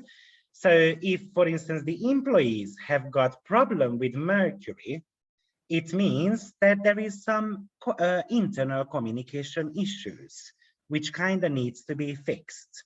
So these houses are going to be, for instance, important from the customer's point of view, which is the 7th house, right? And in that case, it's going to be Saturn, or the moon itself, as in employees or the public. You must remember that the employees are also part of the public. So according to business gurus, if your employees are not satisfied, they're going to tell their friends, right? They're going to tell 10 people. But that 10 people rule is not a rule anymore in the world of social media, because actually they post it online and then they're going to tell the world basically how rude the boss is, how bad his company is, and so forth. And even people subconsciously will remember all those type of stuff. So definitely the 2nd, the 6th, and the 10th house in a business chart must be looked at. Of course, 2nd house is the earning potential, the 6th house is the employees, and the employees are the gas pedal, and the 10th house is somehow how we can achieve that social status.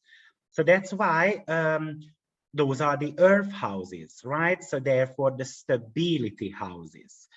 And what's interesting also about these, that 2nd house is a succeeding house. So that's the stability of the company, which is very much about the financials.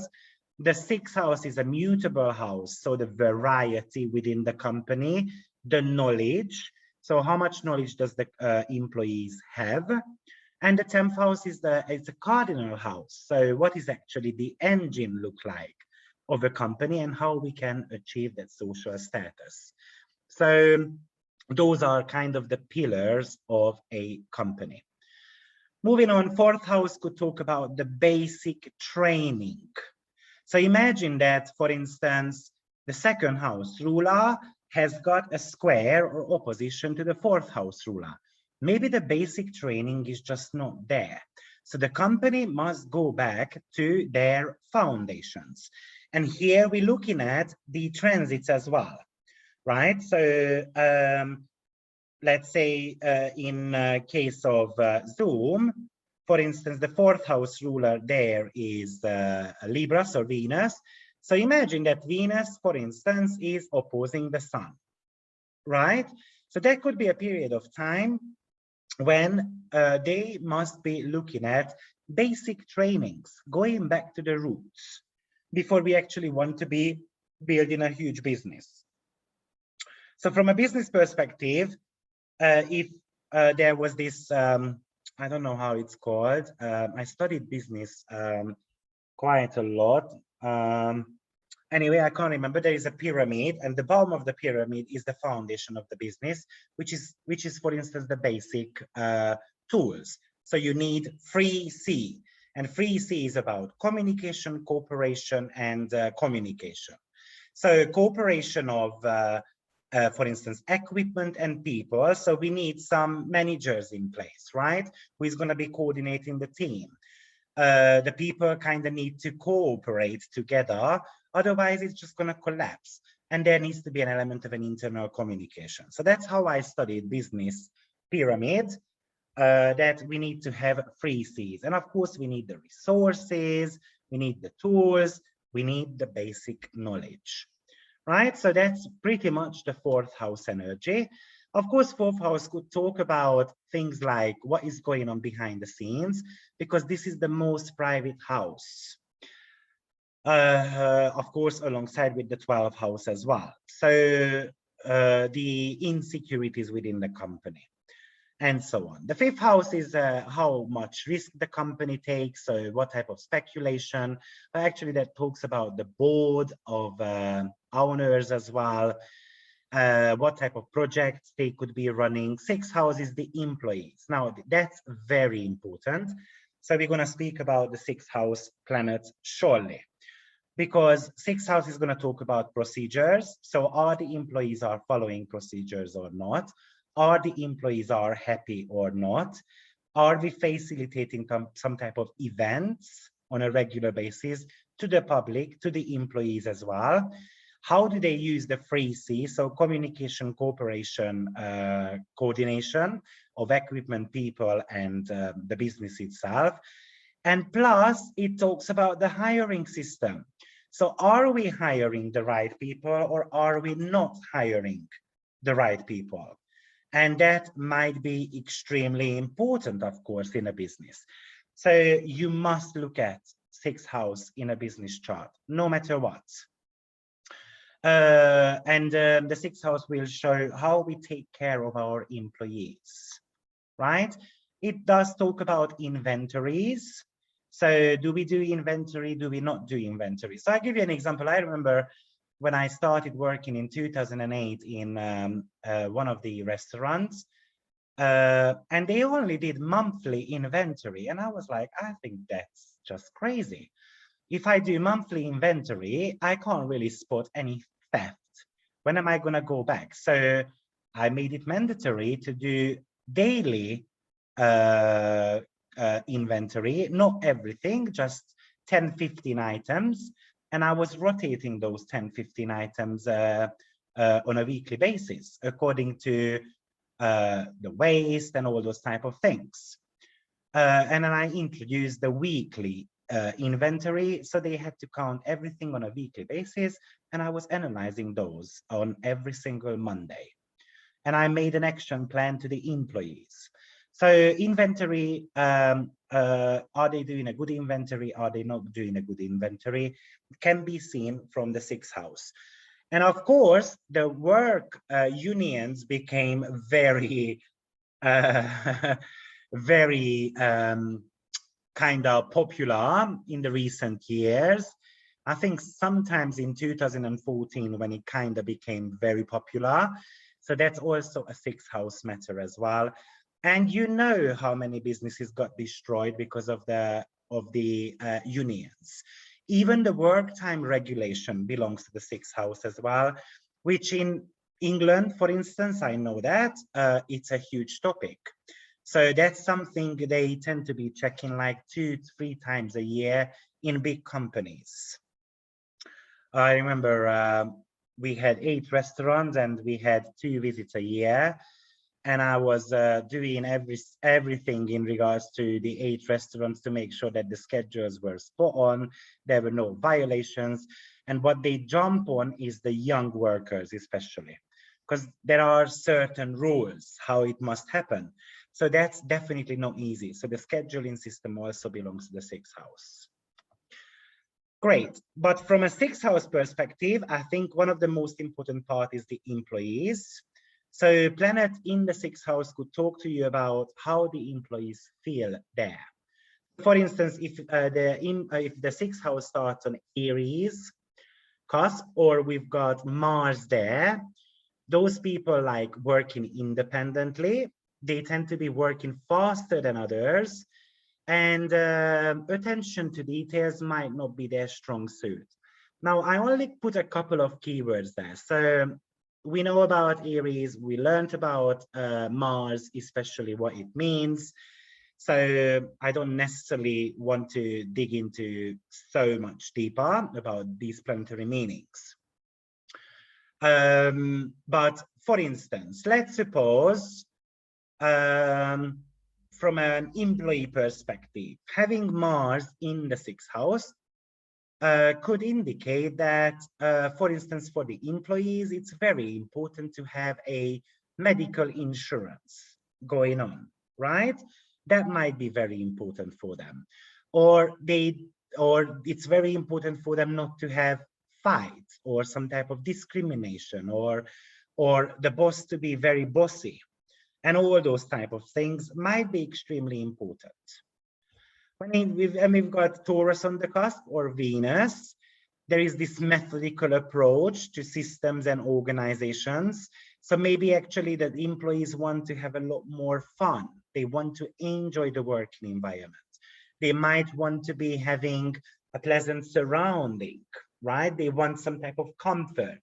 They might just want the air conditioning to be working, right? Or maybe it indicates that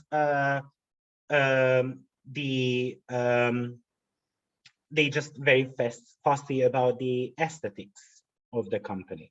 Or Venus just can talk about that they need the right resources to do a great job. So especially if someone has got issues with employees, you want to be looking at the company's sixth house, and you want to be looking at the ruler, you want to be looking at the planets in the sixth house and the aspect to those. So for instance, if I go onto the Zoom chart again, Jupiter is in the sixth house, and Jupiter rules the sixth house. So if I want to know what might be causing hiring problems, right, or what can I do for my employees to make them work better, and I can start looking at, okay, what is helpful towards Jupiter. So for instance, Jupiter is trined by the sun, right? So hands up, what can we do to employees with that sun trine? Give me some ideas.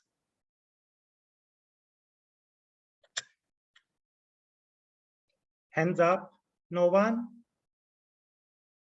I'm gonna call up some names. Then, because we are shy, Mahera.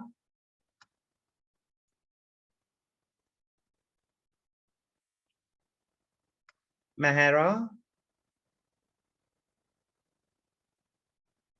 No Mahera. Oh, I didn't. Mahera, try now. Maybe I didn't. No Mahera. Okay. Sim? So with the Jupiter in the sixth, perhaps to offer educational opportunities to the employees, maybe to like in my current job, they have like this kind of discounts for traveling and for leisure things. So maybe they could do something like that for the employees that allows them to have some time off in a nice place. I used to work in a hotel, and we had we were offered, after some time working there, a free stay at a certain place that in their hotels. So that could be something that they could offer, or have a deal within a hotel or a travel agency to offer their employees. Yeah, Something. the sun can actually indicate, it rules the second house, so it can indicate some type of vouchers or tickets or stuff like that. But sun is in Aries, so maybe it's just, yeah, what you said, I kind of can imagine something to do with holidays, right? Or even, yeah, oh, I'm not going to give away, I've got plenty of ideas. I love business charts. Monica. I worked as a business manager for 15 years. So we went for business courses every 3 months. So I know business is kind of inside out. Yeah, go ahead. Sorry. Hi there. Yeah, I was thinking because Jupiter is expansion, so I'm thinking a lot of opportunity for promotions. Okay, but remember that this time around Jupiter is actually the employee. So the sun is helping. Okay, Jupiter. then yeah, then traveling, so international opportunities. You know, Is for the sun in Aries about travels? Oh, sorry, I'm looking at Jupiter in Sag, yeah. Jupiter are the employees. So the sun is helping Jupiter, right? Yeah, I'm thinking then, you know, if the sun is in Aries, perhaps an on-site gym. I'm just thinking. Yeah, very good. An Oh, on-site gym. Or I'm going to give them gym tickets or Yeah. discount for gym. Lefki? Yes, or for sports events or some job training as well, or bonuses, or even parties because of Jupiter. Or more like the sun. Sun rules more about parties. Yeah, the sun is about fun and parties and recreation or tickets to shows. Yeah, and so forth, right? Thank you. So that could be helping. Of course, if we have got any type of squares, that could be, or an opposition, that could be an issue. So we can see that Venus is squaring Jupiter there. So that might be an issue for the employees. So what issues can we have Venus in Pisces? Otma, Donetta? Hello. Venus and Pisces could be, let's see. You're saying the problems with that? Yeah, it's a square, so that could be a potential problem. Right. So they could be not focused, sort of Pisces, or too sentimental. So any square to the ruling planet of the sixth house shows potential problems for the employees, not with the employees, for the employees. For the employees with the company. So the company. So what can be the potential problem for employees with Venus in Pisces? Venus and Pisces. What's Venus? Venus would be, I mean, money. Could be Money. So pay rise can be an issue, right? Right. Thank you. Otmar, what else? Venus in Pisces. What else is Venus? I mean, Venus also decides money in terms of the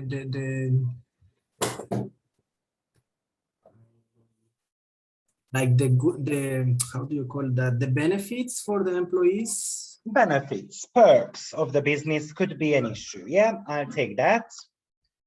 Marie-Pierre? Yes.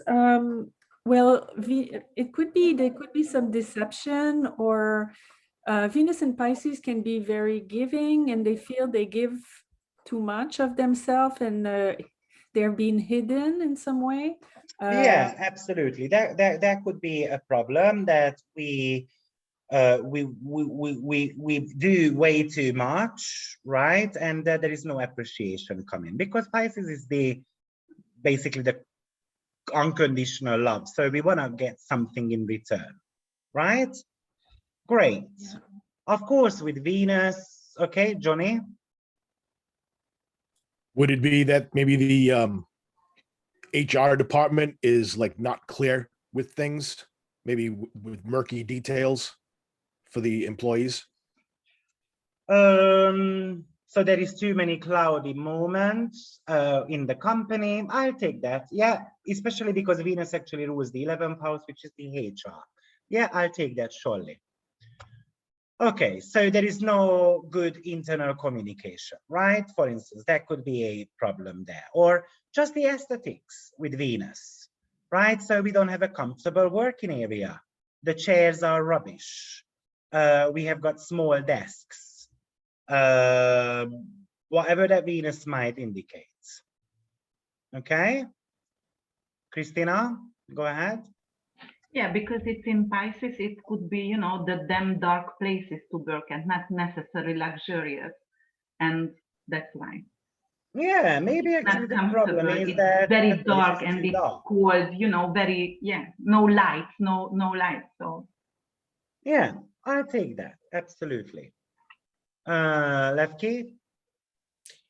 I think this might not be so serious problem because Venus is in exaltation in Pisces, and Jupiter is in rulership, and they are in not mutual reception, but Venus likes Jupiter a lot. So maybe it's something that can be easily resolved. It can be easily resolved. Yeah, so it's maybe just giving them nice music, right? You know, it might be an easy fix, but employees can make a mole out of a hill easily, or make a hill out of a mole, I mean. So, you know, even this square can cause a little bit of an issue for them. Great. Lastly, Sean, go ahead, and then let's move on. Maybe the Sun-Jupiter aspect shows that they're a bit spoiled. So maybe with the Venus Jupiter square, we can kind of see maybe they're a bit self-indulgent, maybe lazy, or maybe overly optimistic with maybe work goals or what they can accomplish. Okay, yeah, I'll take that. Okay, so Susan says that seems like a risk factor. Too much focus on employees' concerns could take the company in an incorrect direction. I don't necessarily. I get what you mean. I get what you say, but in my opinion, if the employees are not motivated to do a good job,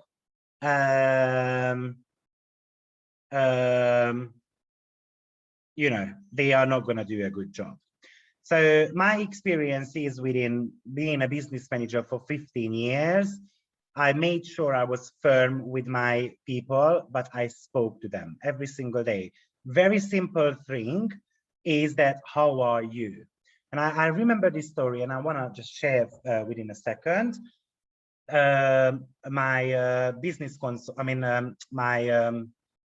business consultant came around from head office, and a new employee started. She came, not a new employee, sorry, like an employee started to work, and she asked me, can I clock in? And I was like, sure, you can clock in. And I was like, how are you doing? And she was like, well, I'm fine. I was like, did you sort out your issue with your boyfriend?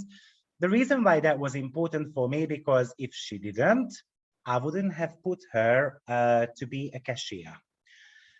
Because if she has got relationship problems, it's hard to leave them behind. She's going to be miserable in front of my customers. And I didn't want that. So, but she felt so good about it, like, oh, so nice you asked me, hey, it's everything all right, we made up and so forth.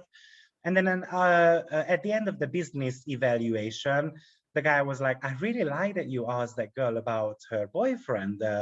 I never heard that. Why did you do that? And I explained to him why I did that. because if she is miserable, she is not going to serve my customers nicely. So I'm not going to put her in the front, on the front counter where she has to face the customers, right? So I would be putting her somewhere else. So, you know, little tricks. So I'm not suggesting that we need to spoil with Venus these employees, but maybe with that Pisces, we just need to be a little bit more humanitarian, right? And a little bit more understanding towards their needs as well. And it might be just the fact that I'm going to tell them good morning. And, you know, that might help significantly. So I'm not suggesting any companies to, you know, with a Venus, just give them money. Or I give you another example. I used to organize a fancy dress party every February or early March. And I did that for charitable reasons also, but it was very good to bring the teams together. Maybe for Zoom, I would recommend something like that, because Venus in Pisces actually could talk about a fancy dress party for charitable reasons. But let's be honest, employees enjoy parties. Of course, you need to know your employees, what age gap you're working with, right? So I was working with teenagers and youngsters, and, you know, the top age was about 25, 30 on top. So those people like partying. If you're working with elderly people, then I might just take them for you know, once a year to, I don't know, a singing and a concert or whatever it is with that Venus, which might not cost that much. Okay, so here you will be seeing some lists for each sign. So Gemini or Gemini on the cusp of Mercury might be an indication that no need to be in the office all the time. So we are allowing them to, or somehow to be mobile. But if it's your own chart, maybe you need a workplace, because the 6th house would indicate your work environment, that you need a workplace where you're not going to have to spend every single minute in an office, right? Gemini is all about moving around, right? Or it could indicate that you actually have got very great staff who are able to organize things.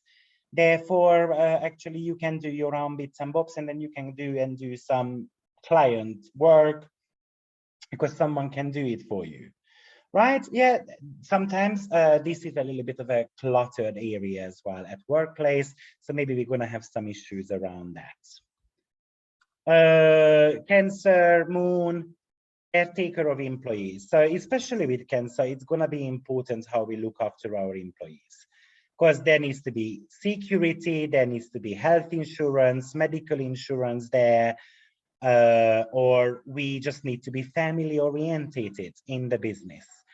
So fair enough that, let's say in England, we used to give child care vouchers to moms, right? And that's a benefit. And don't forget that you are able to rewrite that from your tax as well. So, I mean, in certain countries, I don't know how it works in other countries. Typically, I know how it works in England because that's where I spent plenty of time. But I was able to rewrite that from my tax. So it was basically not as expenditure for me, but employees didn't know that, right? Or I'm going to give them luncheon vouchers, right? So I'm going to give them £5 a day, and then you can buy your breakfast or whatever, okay? Leo, so sometimes the issue there that the boss is very bossy and it's not approachable. So that could be an issue there. But the higher manifestation of the Sun or Leo is that it's very inspiring and it could be very generous as well. And those bosses are very good with leading by example as well, or at least exhibiting pride in the work they do. Virgo Mercury, probably it's very important for the employees to know in what order they are meant to be doing things. So prioritizing things are going to be very important. Maybe they need a system in place, maybe they need a software. issue could be for employees that they have to be working way too long hours. So how can I reduce that? So in England, for instance, I kind of made sure that they were not working more than 6 or 7 hours. One of the reasons why, because if they were working more than 8 hours, the national insurance was a lot higher and the tax was higher as well. So meaning that my payroll taxes were actually increasing. And of course, you've got a P&L to look after in a business. So that was one of the ways I was cutting that, not to pay so much tax, working tax, right? Or with Virgo, Mercury, the employees tend to be feeling to be taken advantage of. So with Virgo, Mercury, rewarding system usually is very important. Maybe it's just employee of the month, right? And then you give them a £10 voucher, or you give them the latest, I don't know, James Arthur CD or whatever it is. With Libra, Venus or Pallas Athene, the treatment is going to be extremely important. So there is equality, we are treated equally, there is no discrimination going on. Typically, knowing the strengths and the weaknesses of the team, and then how I'm going to be putting them together, and what type of personal development plan we're going to be offering to those employees. And of course, Pallas Athene and Libra is quite strategic, so there needs to be strategy within the business. So somehow the employees need to see where the company is heading. So typically those people don't like chaos, and that's going to be slightly bit true with Pisces as well. With Scorpio, Mars or Pluto. So with Pluto, I mean, with these three, we are very good at rebuilding systems. We can be very good at putting structure in place, or seeing things through from the beginning to the end. And from an employee perspective, for them, it's going to be important to have structure in place and kind of to have a company goal as well. So knowing that what I'm going to be actually working towards, or having personal goals. So, or maybe even giving them deadline, even though there is no Saturn involvement here, but deadlines, so I know when to reach the end of the tunnel. And then, of course, maybe telling them a well done at the end. With Sagittarius and Jupiter, maybe being on the phone, talking to clients and facilitating projects could be actually good for you on an individual level. For the employees, something to do with the continuous teaching and building on our talent could be important. So maybe one day we're gonna look at McDonald's chart, because McDonald's is actually very good at these things. So it might be worth having a look at why they are so good. But they had personal development plans, they had continuous trainings going on. Yeah, so in that sense, they were actually very strong. There were like these, how is it called, employee surveys every 6 months, and then making an action plan about it, and so forth. And of course, Jupiter could talk about the company vision again, where we want to be in 10 years time, 5 years time, and 2 months time. With Capricorn and Saturn, well, basically it could talk about that the boss comes in with very heavy guns. Personally, I tried this when I went in with the heavy guns, bearing my 6th house ruler is in Saturnian rule sign.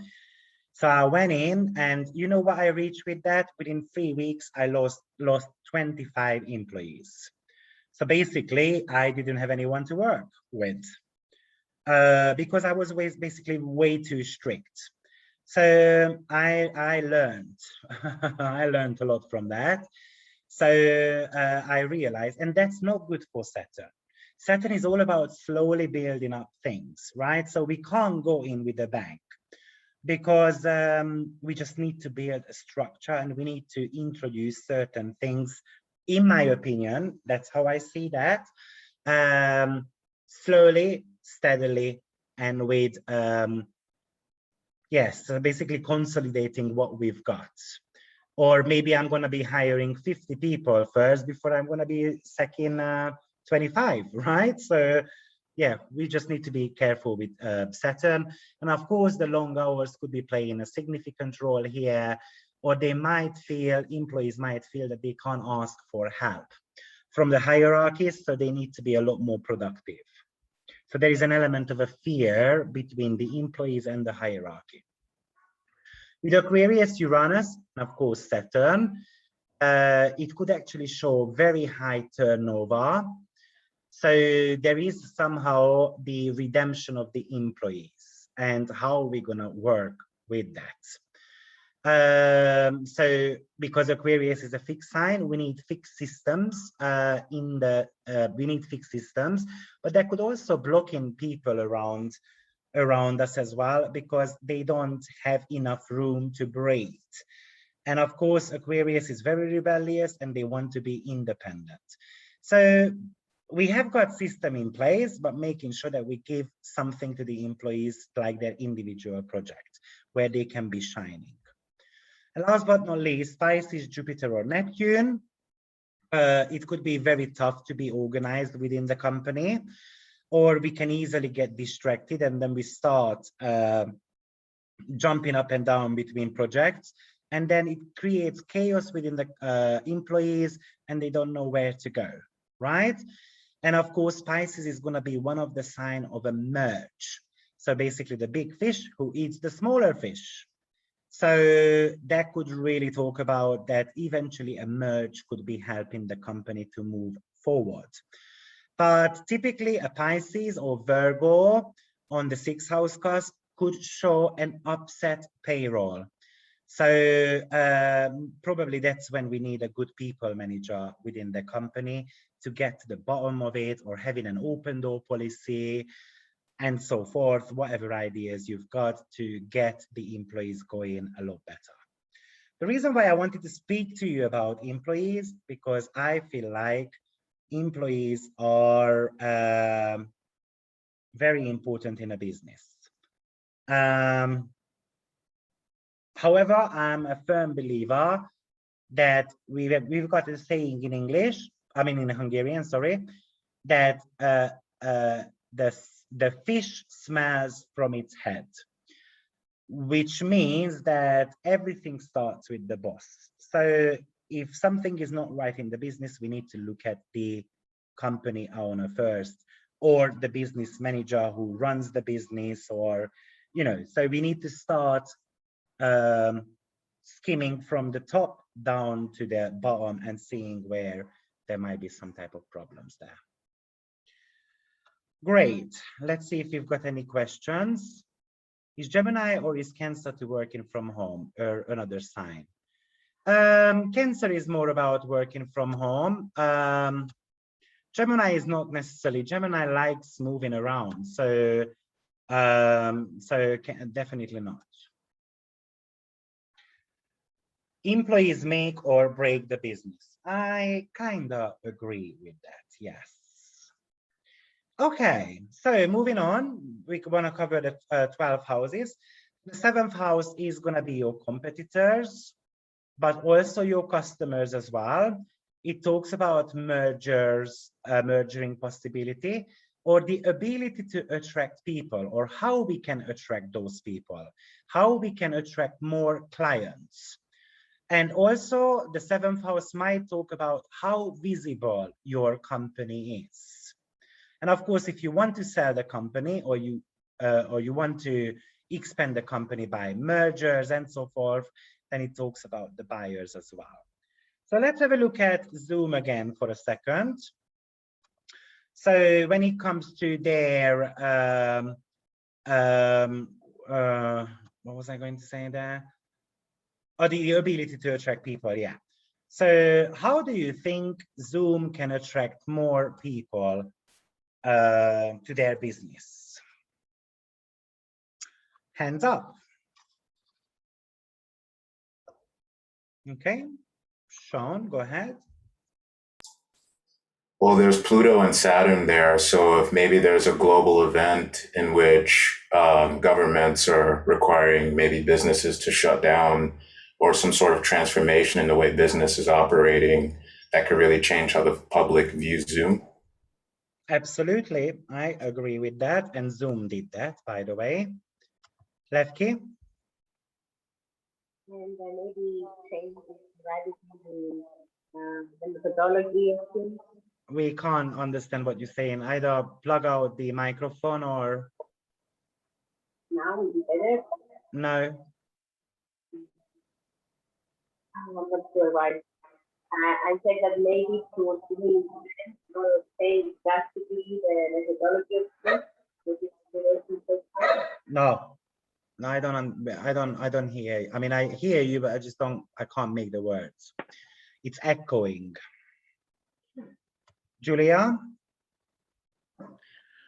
So since people is the moon and moon is in Libra in the 4th house, maybe making automatic beautiful backgrounds for people who... We're looking at the 7th house as how we can attract more clients. Oh, okay. So then Pluto and Saturn. Maybe having a strong connection, Saturn and... With who? Or maybe organized platform, since it's Saturn organization, but everything would be very clear, the buttons and like what functions are in there. Okay, I'll take that. Any other idea? Thin? I was thinking that could, because Pluto is transformation, so he could be talking about a transformation, and Saturn also rules Aquarius, so could be digital transformation, a new way of working, a new way of connecting people to work, because his relationship, so the relationship with work could be changing, and I was thinking that. Okay, I'll take that. Mahera? Yes, I think that they could really benefit from working on that Virgo decan to specialize in what they're offering to their clients, because their clients are the young students who right now are being forced, to transform themselves by being educated online. So there's a whole new environment for them to work in. And if you go into what's happening for education on another level right now, and you see how the students need to be served and what the new humanity is coming about, then they really have an opportunity to go into really very specialized areas to support students at this time. Okay, yeah. I'll take that. Thank you. Chris? Oh, thank you. To collaborate with companies that don't have the technology, so established companies that can't really keep up with the evolvement, and then set go for the big themselves fish. as Pluto Saturn conjunction, big fish, right? So powerful clients. And then I can advertise those. I have partnered up with Google, for instance, right? Or whoever it is. I take that definitely. Marie-Pierre? Yes, with Pluto, Saturn also ensuring the privacy. It's important, like Pluto likes to be kind of secret in a way. So I would, they kind of press that though, I feel like in the security and all that. Absolutely, I'll take that. Great, and I can see some show seriousness and integrity. Very simple, but very important, in my opinion. See governmental contracts, very, very true.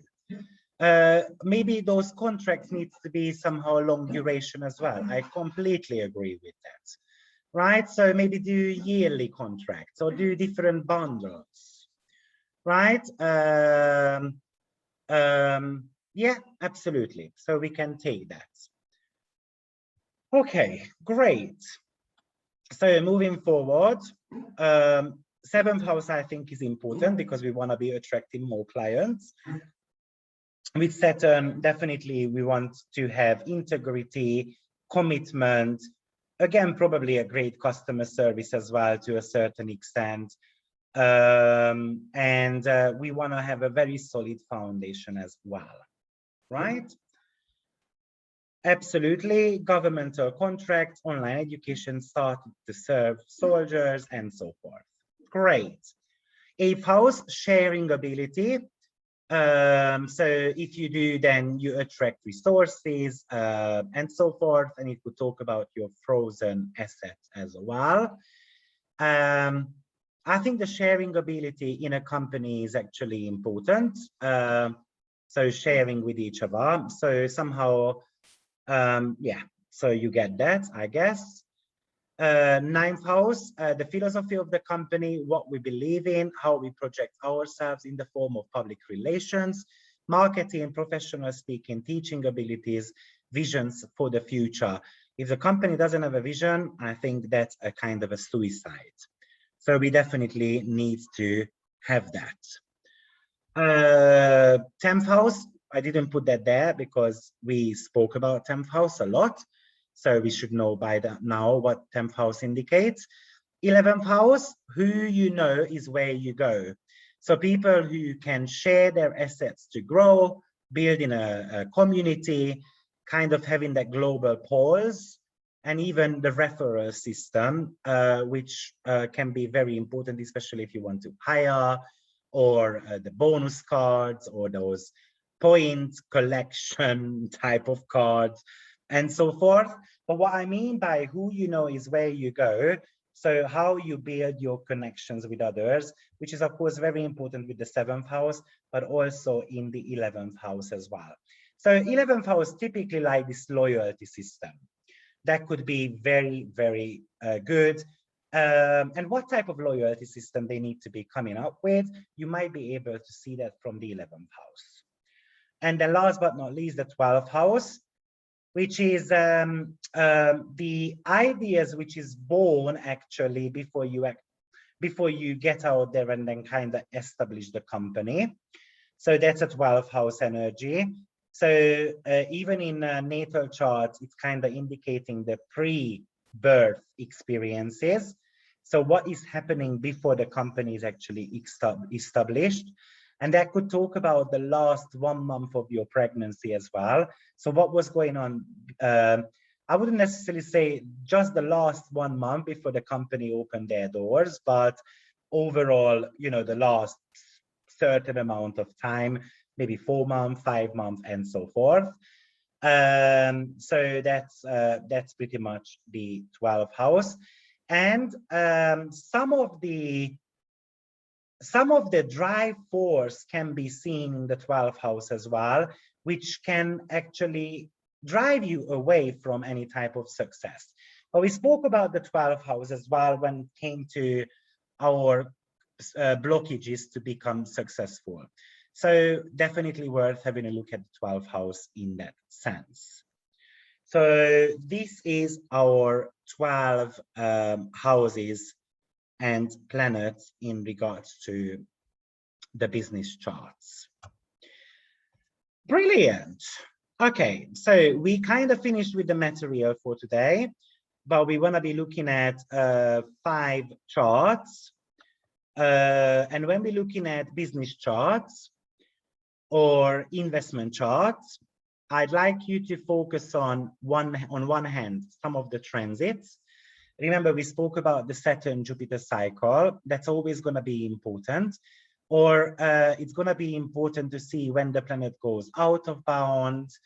We looked at the planetary lines, so we want to be practicing a little bit on that, and then figuring out what each planetary line might show us. So you want to be somehow combining the planetary lines a little bit with the transits. But you want to be focusing on the slow-moving planets, of course, the most. Of course, it's going to be very important to sometimes look at the small planets as well, but those are just showing us by transit some small little things, right? So something which we have to bridge over in a matter of time. And of course, the real restructuring energy is coming from the slow moving planets. So basically starting from Jupiter. So Jupiter will show us where the company can grow. And that's also be shown by the North Node as well.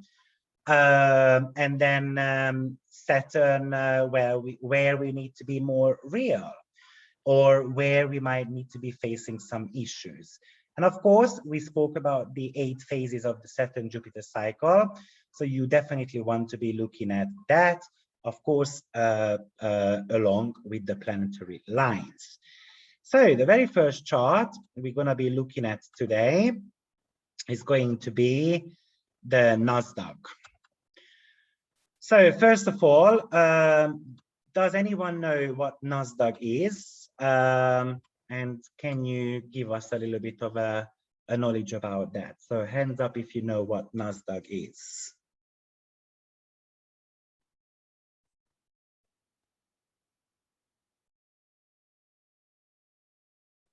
Okay, yeah. Rebecca, go ahead.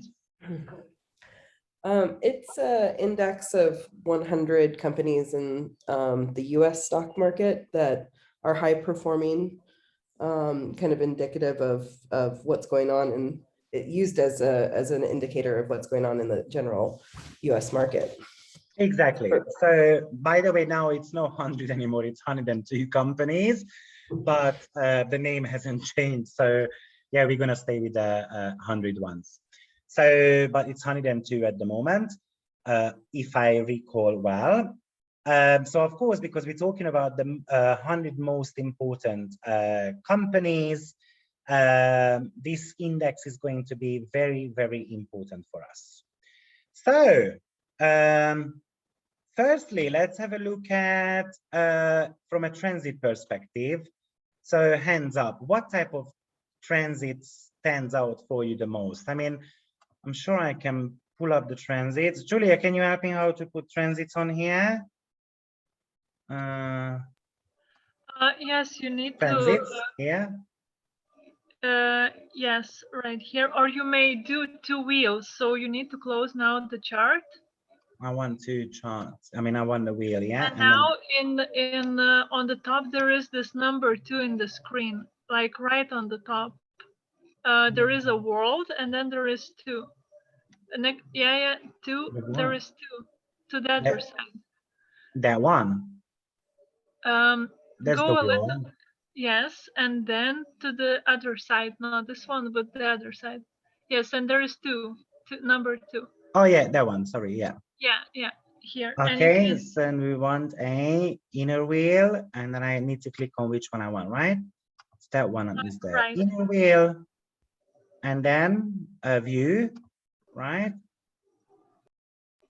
You didn't click on outer wheel, the transits. And where do I click on that? Oh, that one. The outer wheel should be transits, so maybe you should create a chart of transits, which is right now. Reports. I can't click on anything. You should click from the list of the charts you have. Okay, so let me go back there. So inner wheel, NASDAQ 100. Yeah, that's there. And then the outer wheel. You need to choose other chart, which is transits. Oh, like, transits. Ah, got it. Okay, thank you. So hands up, and who would like to have a look at their current transits? Let's speak about that. Amber, go ahead. Okay, so I mean, the nodal return is a pretty big deal with the North Node going to Gemini, so it's a big one that stands out to me. Let's start with the Saturn and the Jupiter conjunction. That's always very important for us. Oh, okay. Saturn, Jupiter? Yeah. So where did the Saturn-Jupiter conjunction happen? In Aquarius. In Aquarius on 0 degrees. So did that trigger something in the chart? Yeah, I mean, it looks like it would trigger, because the inner one is the NASDAQ chart, right? Yeah, that's right. So, yeah, Mercury is there at 0 degrees too. Oh, Mercury got triggered. Yeah. So what is Mercury here? I guess so. Mercury could represent the people, communication, looking at what house it rules, the 3rd house. So that kind of just continues to, so maybe like software and systems, employees, the general public, things like that. I'm not sure what direction. So, of course, Mercury is the planet of communication, ruling the 3rd house, where we've got the North Node going on as well. So somehow the communication field in the NASDAQ is going to be extremely important, right? Especially in the next 20 years. So definitely that Saturn Jupiter, which we said, it's kind of marking a new period of time for the economy. Now we can see that the communicational companies must be going quite all right to a certain extent, or at least that's going to be forming somehow the markets, right? So that's definitely important. Thank you. Monica, go ahead. I was just thinking about this is setting the next 20 years cycle, you know, for NASDAQ, for everybody. So that's just a way of doing business, small business, people having more self-employment, more 3rd house, like, you know, kind of communications and localized businesses. Like Mercury represents this kind of day-to-day communication, working in your kind of home office, etc. So it's probably triggered all of that. But I'm looking at this Neptune here, you know, very close to the Mars. Very far, it's 6 degrees. Oh, is it 6 degrees? Okay. Yeah, it's gonna be just 2024. So that's further down the line. I'm just thinking that they having a nodal return in a minute then, you know, so, you know, next year, Rahu will conjunct Rahu. So what period of time does that bring us? What is that closure? Oh, about 1 cycle. Yeah, when did that cycle start? 36 years ago, 37 years ago. 18 and a half. 18 and a half. Sorry, yeah, I doubled the 18. I don't know why. Yeah, so we would need to look back. What was going on somewhere 2003, 2004 with NASDAQ, right? And that might be giving us some type of information of what to expect in regards to how is this going to be changing, right? So that's definitely going to be very important time for us.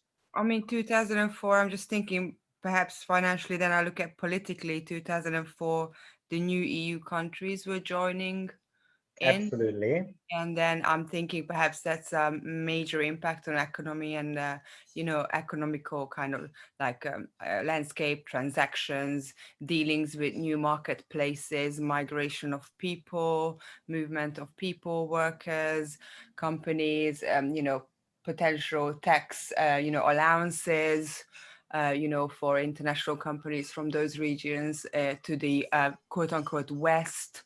So I'm thinking perhaps that can be having a major effect. By the way, what happened around that time was that NASDAQ stock market was actually changed from a stock market to licensed national securities exchange.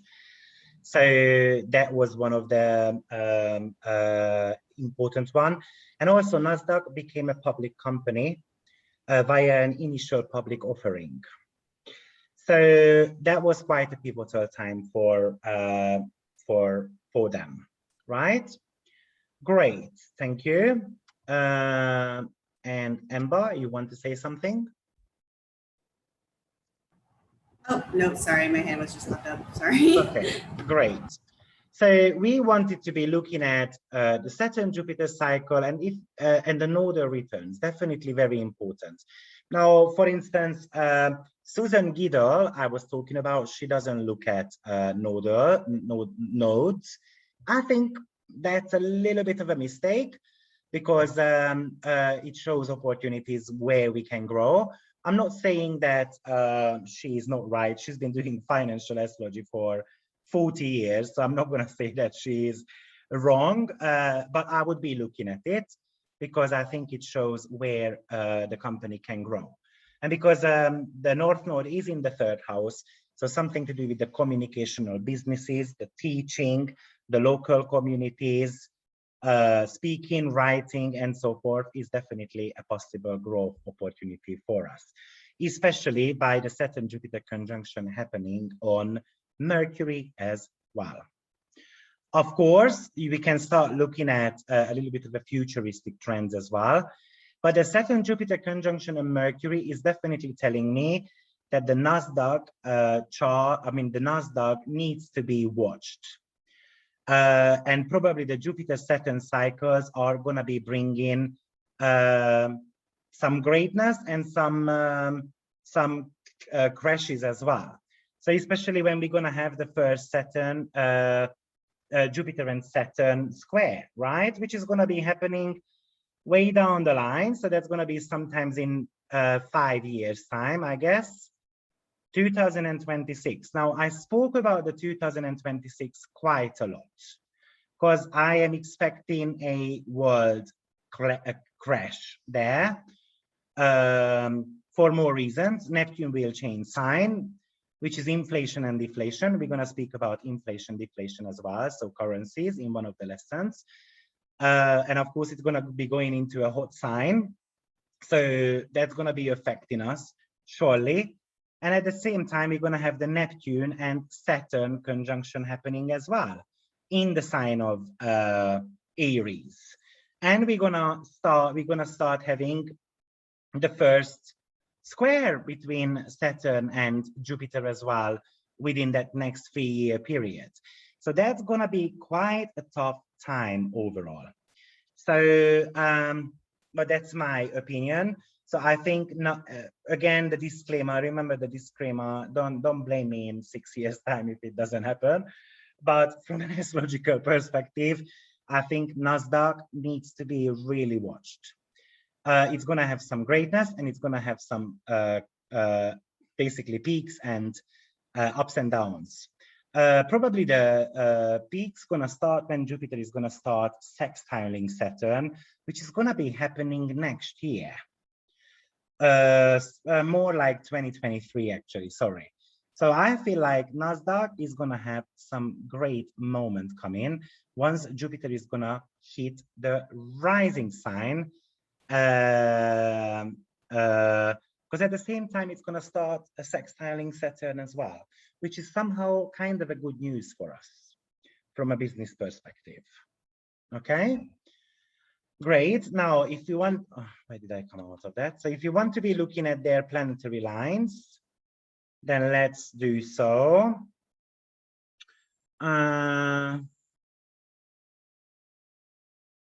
Now, where is it? Maybe it's in the classical one. No, no, definitely not that one. General. Here you go. Oh, not that one. Sorry. I know, and I realize that where I'm going. So let's put on there. By the way, when you Google it, you will see that it was 31st of January, 1985.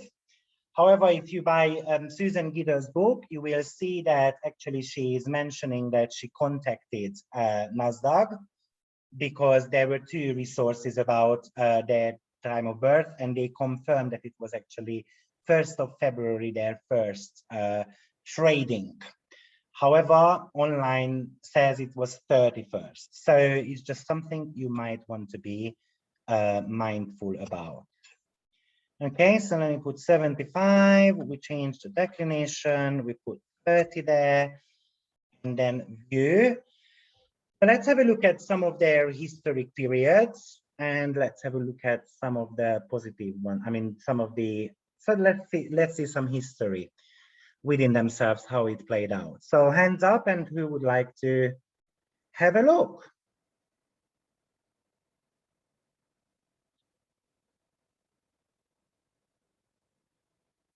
Okay, Julia, go ahead. So first thing which I noticed is a moon parallel Uranus, also Neptune in 1996. Yeah. So there must have been some kind of maybe financial crash, or I'm not good at history, so I'm sorry if I'm saying something wrong. But and also maybe inflation or deflation. What moon rules in their chart? I'm sorry, I haven't seen that. Moon rules the 4th house. Okay. So.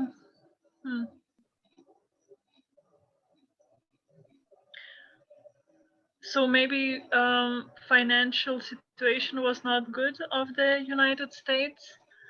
I'm not sure. So first of all, we've got a Uranian stuff going on in Neptune. So what's Uranus? Is unexpected changes. Unexpected changes, yeah, what else?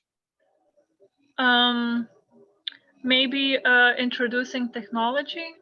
Maybe introducing technology. Now, NASDAQ was the first in 1997, which became the first stock market in the United States to trade online.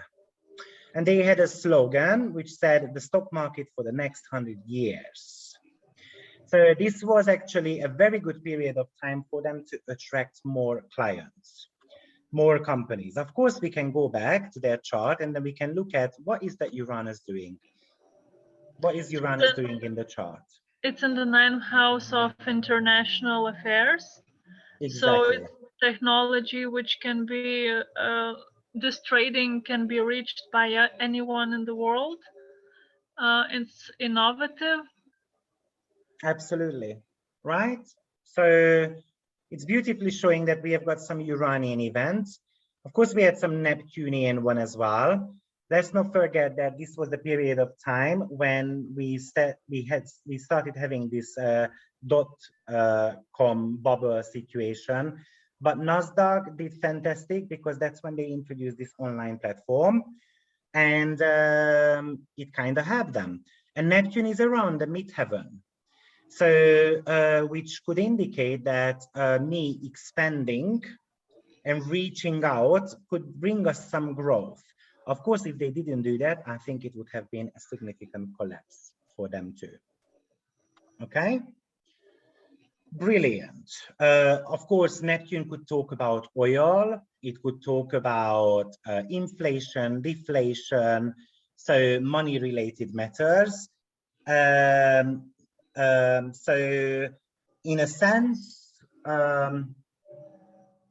playing with Neptunian energy in that moment with the company as well as Uranus was very, very important for them. Great, thank you. Let's move a little bit further. Who is the next who would like to look at something? So let's have a look at, for instance, 1999 and 2000. Monica, so we've got moon out of bound.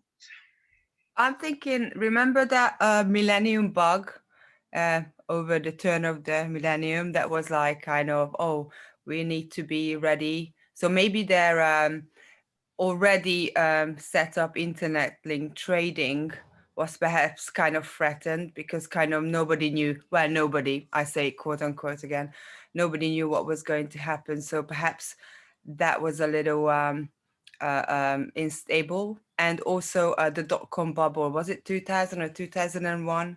It started in 1999-ish, yeah, and then went on for a couple of years. Yeah, so you know, that was a major kind of event in their lives. And then it's kind of at the bottom of the chart there with the moon. So that's kind of shaking the foundations. Exactly. So the moon went out of bounds sometimes in 1996, right? And then, but it hits the rock bottom somewhere in 1999, 2000. So we can it can go to the extremes, right? So we can have massive successes, or we can go really wrong with that as well. Yeah. Typically at the bottom, we go wrong. Yeah. Now, what happened is that NASDAQ actually peaked at a very good amount, but then from 5,000 something, it dropped to 3,000 by April 2000. So there was a massive collapse basically in the stock market.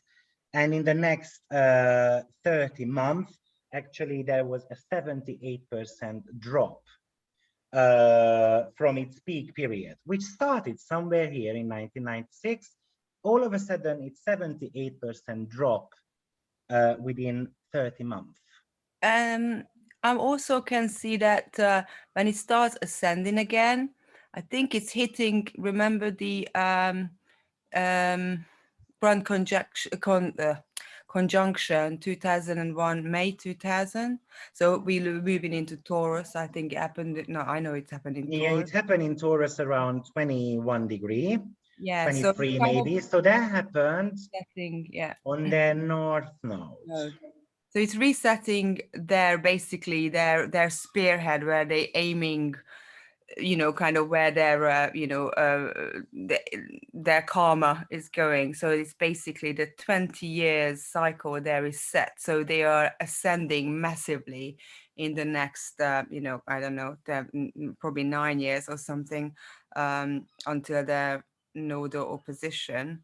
But yeah, it's definitely an uprise because Taurus is money, and there is the MC line is there and the Uranus line there, so it's going to cross that and ascending massively up, up, up, and up and up. So that's kind of before we move on to the air signs in Grand Conjunction, which was earlier this year, end of 2020. We are, kind of going out with a bang, the last Earth sign Grand Conjunction for the last 20 years. So that's basically what that chart is showing us here. Absolutely. Thank you. So let's move on and then let's see maybe 2001 and 2. So what could be happening there? Hands up.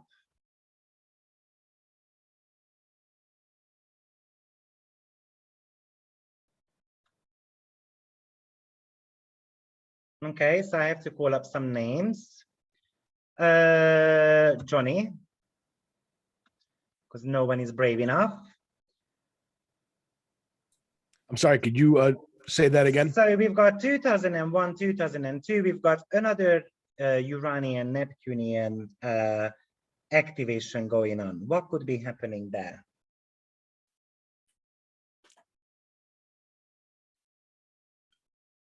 Technological breakthroughs.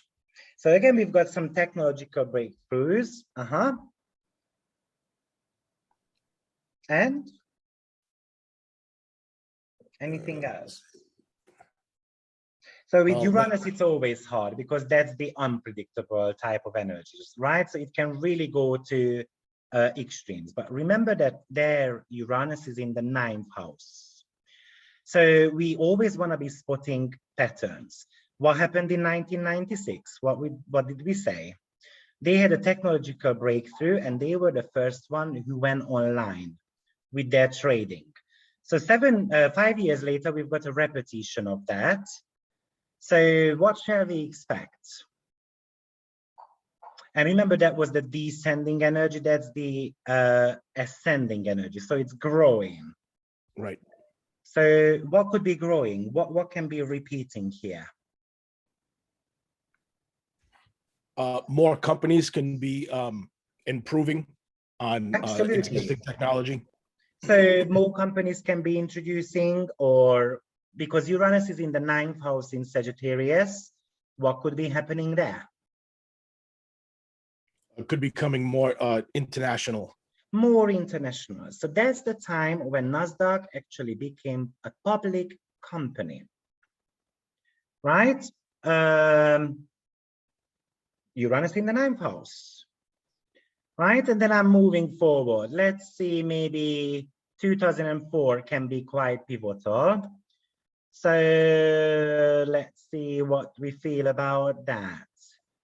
Christina,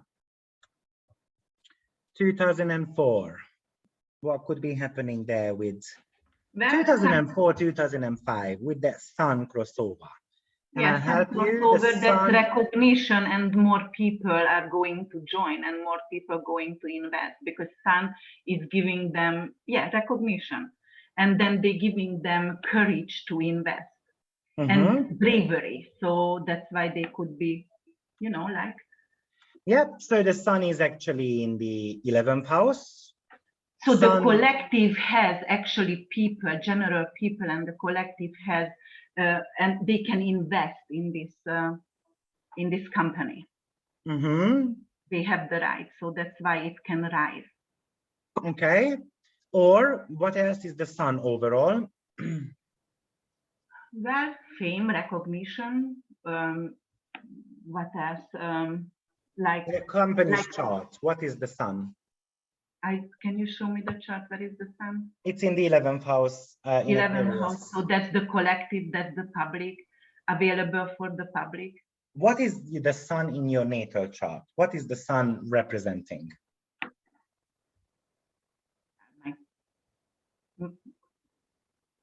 My power, my life, my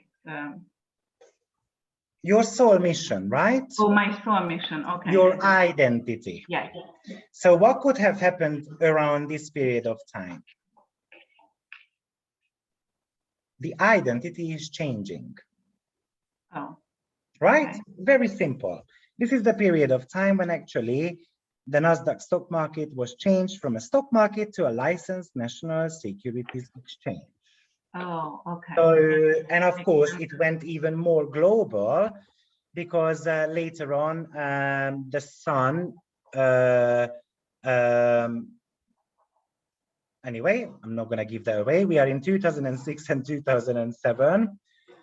So what could have happened there? Let's call up a name. Donetta. So 2006, 2007, we've got a Pluto crossover. That was during the real estate crash, I believe, or start of that. So That was a little bit later on. That was 2008-ish. Yeah, so we are in 6 and 7 at the moment. What's Pluto? Transformation. Transformation, what else? Pluto is in the 8th house. 8th house. Okay, other people's money. So trading. Trading, definitely. Other people's money, power. Power. So what can we imagine here? How can we gain power if I work with other people's money? What comes to your mind?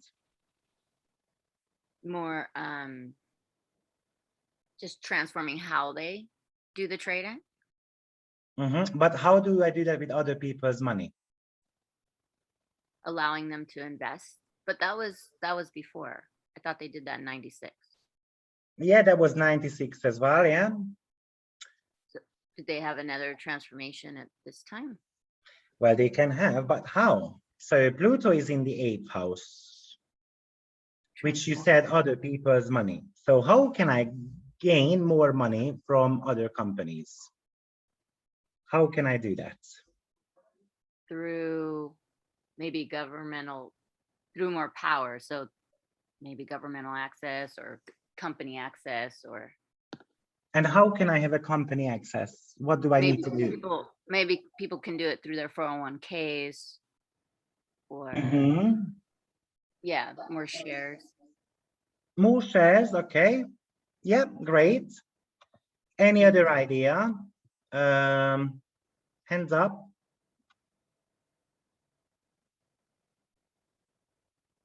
Maybe let's speak to Marie-Pierre. So how can I gain more power if I want to be using this Pluto in the 8th house? Well, Pluto is investment, using other people's money. So it's, I'm not really a really big finance person, you know, I'm learning. So I guess Then share. think about your our natal chart. Let's suppose that Pluto is in your 8th house. How are you gonna gain more money? Well, What's the 8th house? It's investment. Investments, what else? Psychology. Well, that's not gonna help in business for us. Yeah. That's the 2nd from the 7th. Okay, so working with people. Yeah, working with people. Lending money. Lending money, I take that surely. If you have got plenty of planets in the 8th house, where is your money gonna come from significantly in your natal chart? From investment. From investment, yes, or? Well, it can be like money that comes regular income from plasma. I don't know, you say that in English, money you've put that brings back regularly. That's more about your 11th. Okay. Let's see what others have got to say. Levki? I think from the partner, or maybe they could get involved with insurance companies offering life insurances. For instance, over the partner's money. So how can I get money from a partner? What do I need to do? Pension maybe, or life insurance. So imagine that you are a company, okay? So forget about the company chart. Imagine that you are a person and your money is coming from the 8th house, right? Where will you have your money coming from? You said from your partner, right? What do you need to do with your partner to be entitled for his money?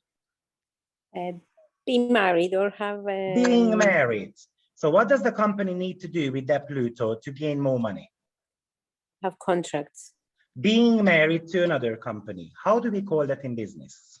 Merge or merging, right? So with Pluto, if you want to be growing, we need to merge. And that is a possibility. And that was the time when actually NASDAQ did merge with OMX. And that was a leading exchange operator in the Nordic countries. And therefore it allowed Nordic to expand its global footprint, and its name changed again and it became NASDAQ OMX Group. Right, so with the 8th house, you need to kind of create a partnership with someone and you need to use someone else's money. Okay, great. Then let's move on maybe a little bit. 2010, 2011 is definitely big because we've got Moon crossing the ascendant. So, what could that indicate for us? Anna.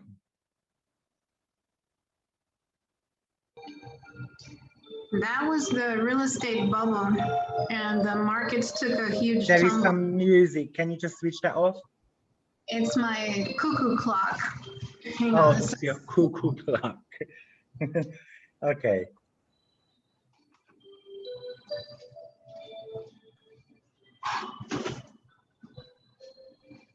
Okay, sorry, I moved the clock. That was the real estate bubble, and then the markets took a tumble, a huge tumble actually. 2009, 2010, that period. But we are in 2011 now. In 11. Depending on when in 2011, it started to Well, that's starting from 2010 July, probably till about February, March.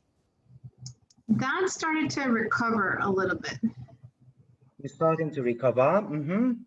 And how does the ascendant come into the picture? So Nasdaq has got a Aries rising sign. So clearly some Aries feature is gonna be coming into the picture. How does that gonna come into the picture? Aries, some maybe big entrepreneurs invested in the market, or maybe buybacks from the firms whose stocks have tumbled, help lift the prices. Absolutely, yeah. The government What is also, the rising sign overall? isn't it? Well, I didn't see the chart. No, what's the rising sign generally speaking? Oh, it's your initiative. It's the initiative that you take in whatever it is that you want to do. Exactly. So is there a possibility that the company starts taking some initiatives? Yes, like buying back Absolutely. stocks. Right? And because it's Aries, it's a very competitive initiative, right? Yes. With Aries, it's going to be very much about individuality, a fighting spirit, a warrior type of energy. So that definitely comes in. So they might do some very harsh marketing as well, right? Yeah. Great. That was, by the way, another merger. Yeah. So, and that it wasn't necessarily a growth for them. I mean, from one point it was a growth, but on another hand, it wasn't necessarily so much of a growth. But this was a period of time when Nasdaq was already valued at almost 6 billion. Yeah. So yeah. Okay, and of course, let's just have a look at 2013. Well, Moon goes out of bounds somewhere in 2011, June, and then we hit the peak in 2013. So let's see what could be happening there. Geraldine?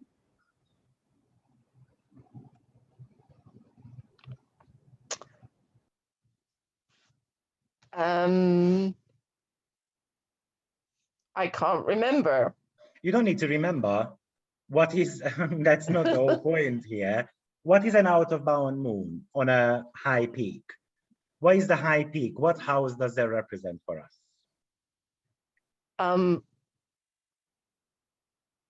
It's, well, do I need to know where their moon is?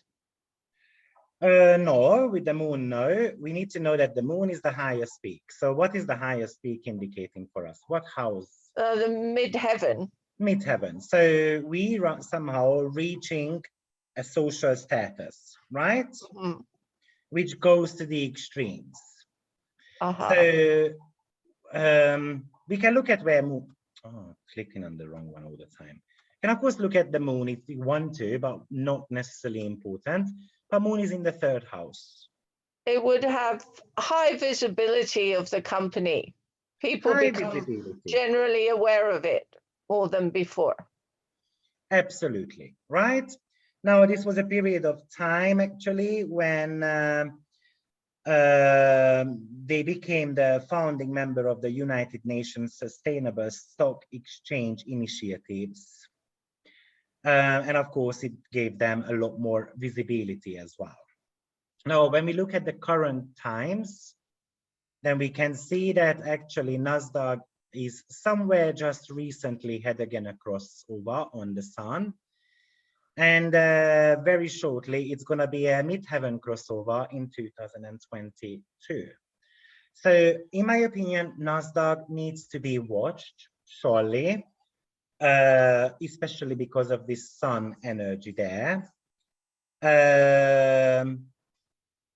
But that was the period of time actually when Nasdaq decided to strip the indexes of 4 Chinese companies. So yeah, that's a recent event. So of course, well, if that when we were looking at the chart, the Saturn is going back now. Saturn was going back now over their sun. So we've had one cross over the sun, we're going back, and then we'll go back again, which I think the company will be restructuring in some way and is square to Uranus. And we had the simultaneous activation of Mercury. So when I put all those things together, I thought the thing that popped into my head is that NASDAQ will democratize, and even more than before, it will become an accessible resource for individual investors and people, not just financial professionals, but more accessible to individual speculators. And absolutely. I mean, the progress moon crossed the sun line. Now Saturn will activate that sun as well. And because that brought some Chinese events, I can imagine that Saturn goes onto the sun, it's gonna bring some Chinese related matters. And of course, let's not forget, we've got the Saturn-Uranus square as well. So I think let's watch it, obviously, in the next, I would say 6 weeks, more than that actually, next 14 weeks. Well, 2022 January, when Saturn is gonna get back onto Sun. And remember, that's when NASDAQ will have the crossover with the midheaven. So I'm expecting something to change there, and it's gonna be some Chinese influence, I think. But we're gonna be watching that. So let's see what is gonna be happening there. But we know that NASDAQ is going down at the moment. So not necessarily good news. And then can you see that after Saturn again gets activated by having a progressed moon and Saturn crossover.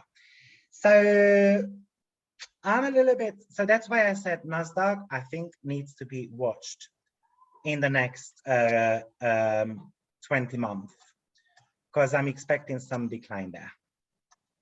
Okay. And their next low point is going to coincide with your predicted world crash. Yeah, 2026, which I believe is going to start somewhere in March. Well, the lowest point is 2026. Well, somewhere April, May, March actually. Somewhere March, between March and May, yeah. So does anyone have got something to do with NASDAQ? Hands up or put it in the comment box. Does anyone have got to do anything with NASDAQ? No, great. Any questions about that?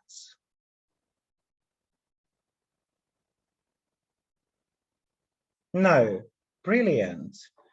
I know these are not the easiest ones, so I want you to be focusing on the most important parts. Saturn, Jupiter, okay? And look at the planetary lines. We're gonna practice this next week as well, just with different charts, and we're gonna learn a little bit more to business astrology, so we have got a grasp of this.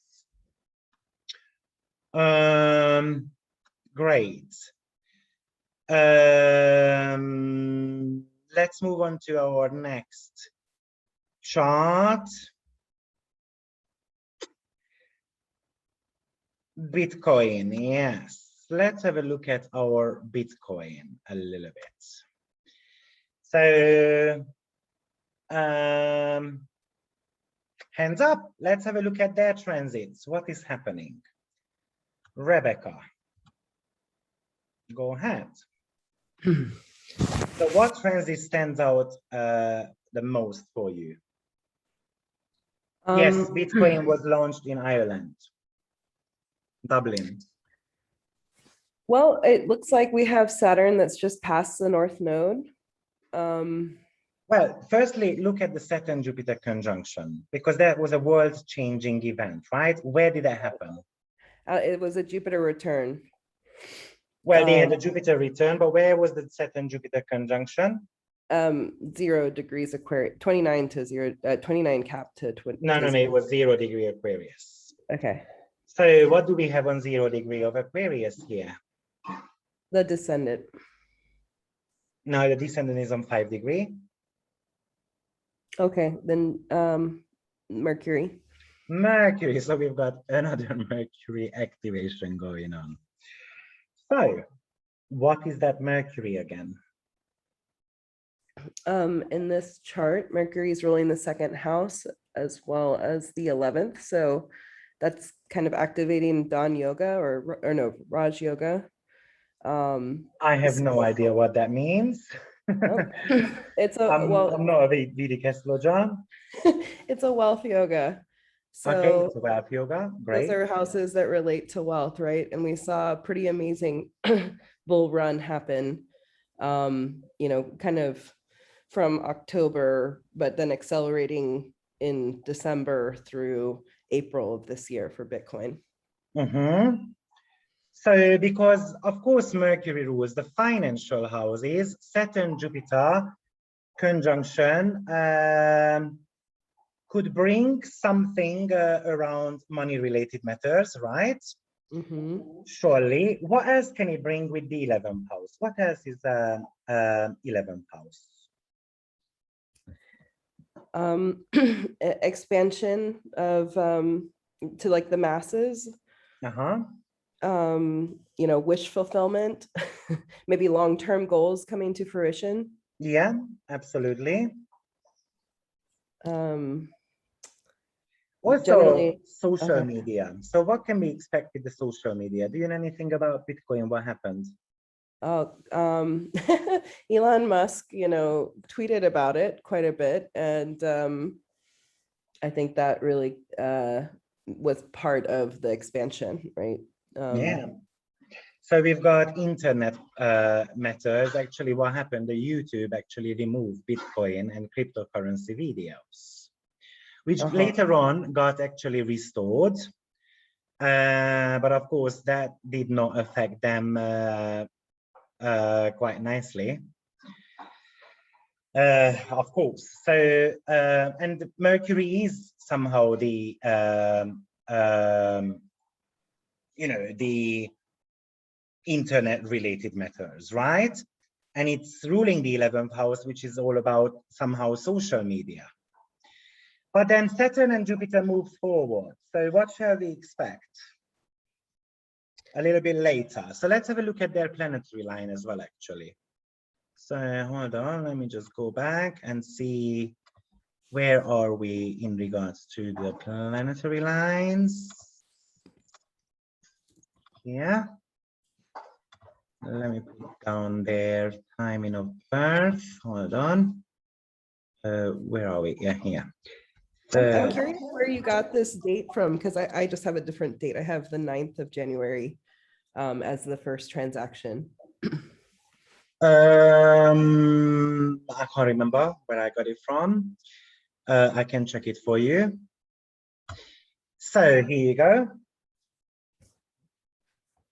All right. So this is interesting. I guess the first thing I've been investing in Bitcoin since 2016, so my eye goes there. And where we see the ascendant kind of cross the moon around 2016, 2017. Yeah. That's when we saw really the first kind of you know, expansion to the masses. I mean, truly, and increase in the price of Bitcoin. Yeah, and the ascendant of Bitcoin is actually Leo. Okay. Right, so what shall we expect with Leo? World stage. To be in the spotlight? to be in the spotlight, absolutely. Okay. Maybe considered like a leader in some way. Yeah. So, and with the Leo energy, am I expecting something positive or am I expecting something negative? I would say positive. It's maybe lucky and yeah, absolutely. Well, that was the time when that exactly happened. Well, 17 November. Was it November? Well, September. Well, in at the end of summer, actually, the Bitcoin rose almost 50% within a week. And then dropped quite significantly. And then it drops quite significantly as well. Of course, we are in a declining mood. Now, 2017, maybe it's worth having a look at where Saturn was or where Jupiter was, right? So where was Saturn and Jupiter at that time? As Scorpio, end of Scorpio, beginning of Sag. So yeah, so Jupiter is was there, and where was Saturn? In Sag.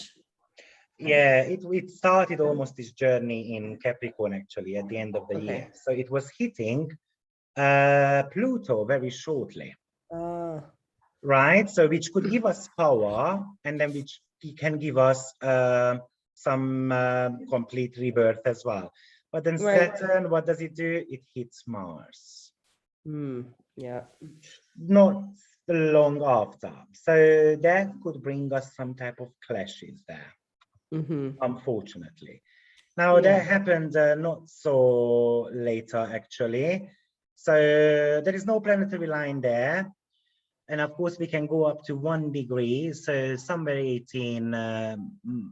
So after we getting out somewhere 2018 March from that 1 degree type of energy, so that could be already causing some type of issues there for us. By the way, which started in 2018 February 1st.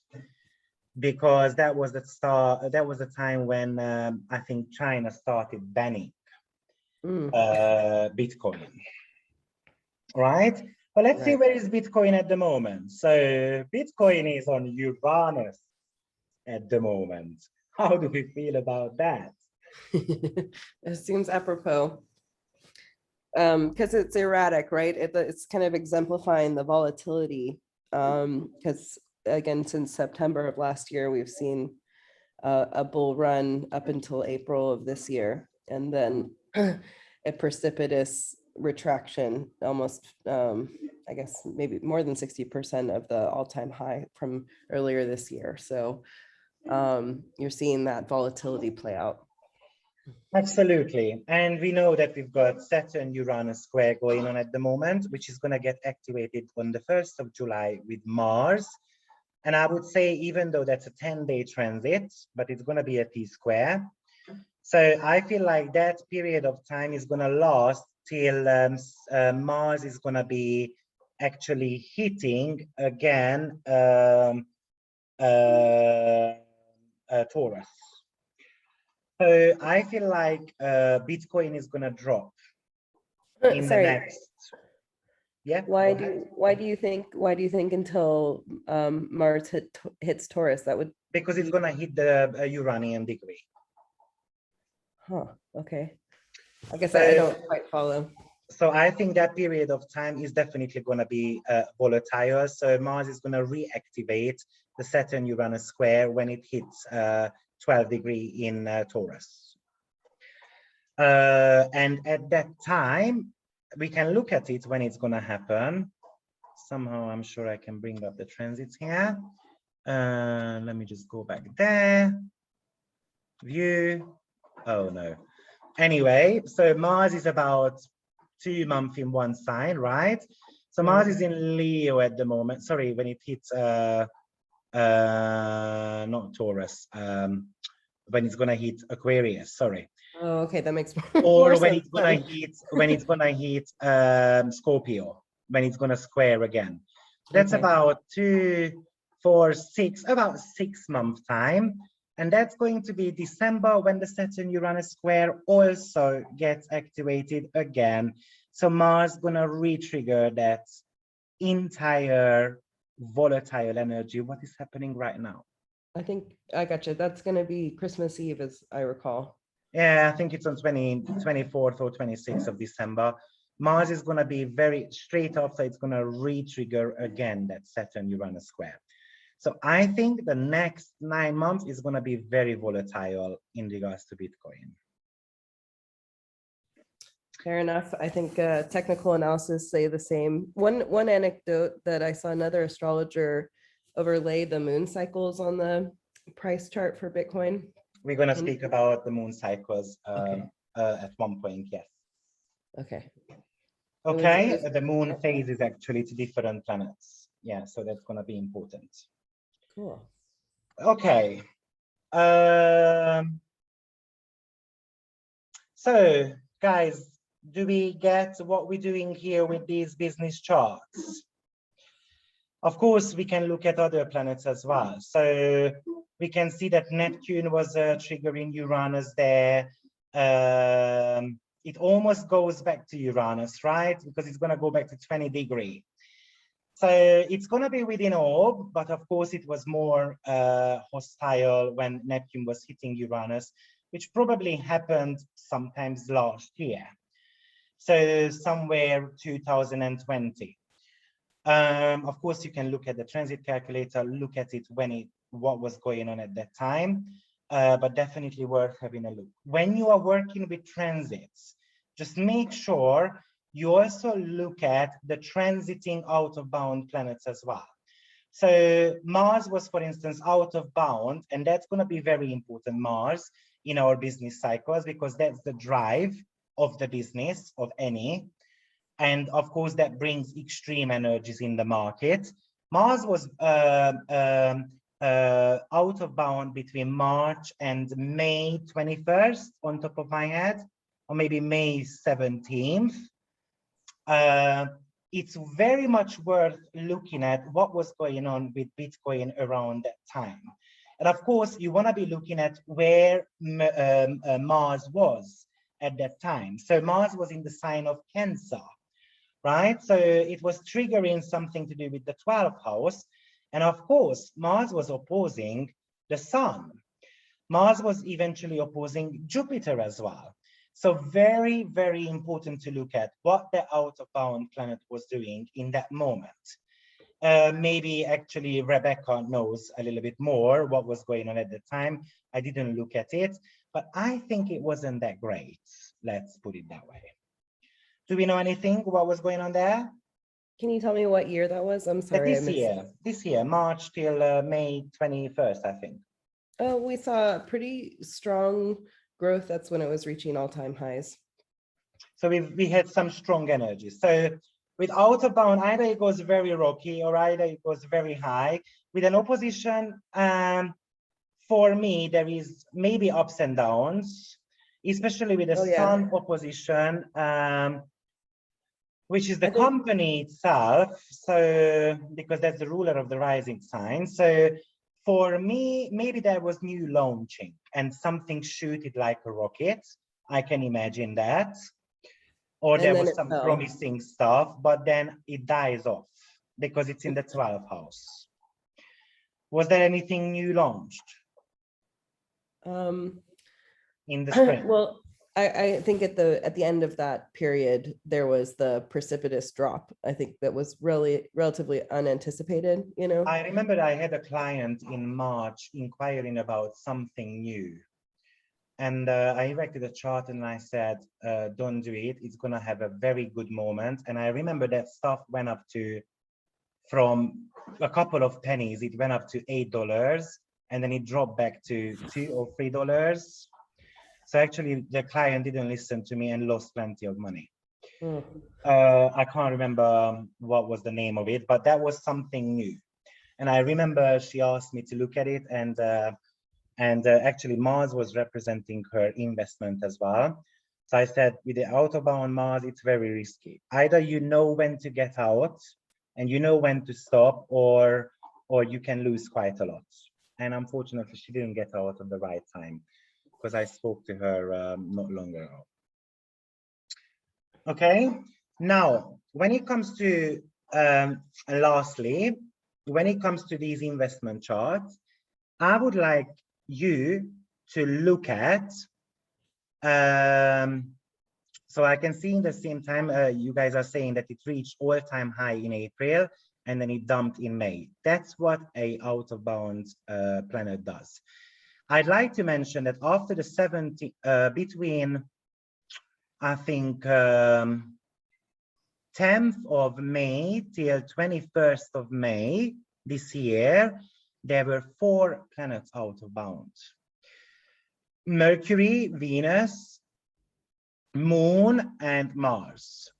So I would love to see what was going on with the Bitcoin within that 2-week period. Let's put it this way, just the entire May.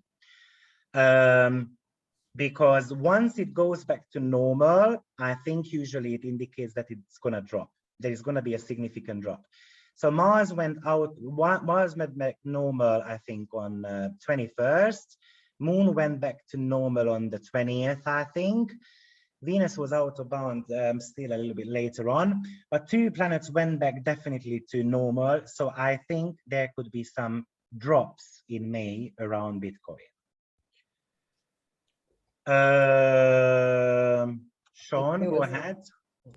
Yeah, Victor, you're absolutely correct. I watched the video where you made that warning about the 4 planets going out of bounds, and about a week later, I think the 2 planets you just mentioned, the moon, when they went back into in bounds, that is when that major crash happened. It was more than 50% in Bitcoin. Yeah, so you must look at these out of bound planets because they rocket it and then after it drops back. So if you want to be playing around, that's when you have to pull out the money. Listen, I'm not, as I said, I'm not a financial advisor. I don't have my knowledge about businesses are not too bad, but especially with Bitcoin, I'm very rocky. But as logically speaking, when it stops the out of bound and it goes back inbound, you need to really watch. You might want to shift the money around or you want to do something with it. Okay, because that's definitely a very volatile period. We spoke about the out of bound planets, how it goes. So, but remember that Mercury goes out of bound a few times a year. So does the moon. So therefore the moon cycles are extremely important. Venus and Mars are just once a year, really. But those are definitely some very strange energies. Okay, Lefki, go ahead. Hi. I wanted to point out that Saturn is very important in this chart because it's in the way it's positioned, it receives the energy of all other planets, goes through Saturn. Also, it rules 6th and 7th house and rules 6 planets, the North Node and Chiron as well. Absolutely. Saturn is a key player here. And Saturn is going to hit the North Node very shortly. And it's going to hit the Chiron as well next year. To be frank, from an astrological perspective, I don't see a good future for Bitcoin. And I know probably plenty of you are going to hang me now. I just don't see such good future at the moment. And also there is an opposition in the natal chart with Uranus applying a position, and the Saturn-Uranus square going on this year and next year. Next year is not going to be exact, but it's going to be quite close. Affects the company much more because it's already natal chart. Absolutely. And on top of that, you know, Saturn will shortly oppose the rising sign. So that's not a good news. Saturn is going to go back to 6th degree. The rising sign is almost on 6th degree. So that's going to be, again, another period when we might be experiencing some clashes. And of course, Saturn goes through the 7th house, so it might talk about some type of competition. So I wouldn't be shocked if there was a new Bitcoin system popping up, which would be somehow significant, basically. Monica? I just wanted to say that the Pluto will like soonish approach that Jupiter, the end of the week. And I'm thinking that, and I don't want to be like a spoil sport here, but I think there's gonna be, before it moves into Aquarius and activating the point again over Mercury there, the great conjunction. I'm thinking that maybe there's going to be some government regulations changing everything, and maybe people will be difficult to find to get their money out. So I think perhaps it's going to be massively difficult to people who invest, because don't forget, this was opened up to everyday people to invest in stuff. Like you and I can just go without a broker and then put money in, oh, this wallet, that wallet, this, kind of account, that account, me as a normal person not working in the city. And I think it's going to be an authoritarian, totalitarian kind of stunt where it's going to be, okay, now we're regulating this and you can't access your money. Something like that, I feel. Sorry, guys. Well, Saturn Uranus square could talk about that too. Let's see, anyway, if I'm not going to invest into Bitcoin, surely. I don't trust it at the moment. Okay, brilliant. Okay, so let's finish for today. I wanted to look at 5 charts, but I don't mind looking at these more in depth. I wanted to look at the copper trading, and I wanted to look at Nevada as well. But no problem, we're gonna look at those next week. If you have got any type of like business investments you wanna be looking into, then just send me an email. If you have got the time, that's even better, so I can work on the chart, because I have to prepare with these charts. I have to look at their cycle and so forth. So this is a little bit of a work. So you need to send me that in the next 2 days for me to actually be able to look at those charts. Yeah, so we can look at some of your own stuff as well. Okay, investment business charts overall. If you can, try to find the first trading time as well. I can look at my database as well if I have got their timing of birth anyway. Great, so I'm gonna send you a assignment, but this time around I was thinking to do that. Actually, no, this is going to be a written version, because all I need from you is to send me a date when you would open up that company. So we're going to have a new company to open. I'm going to send you the details, what the company is, what the time limit is. And I would like you to send me your best tip when to open that company. Okay, so it's going to be a little bit of an electional type of things for you. Only send me the dates, what you think the best day, hour.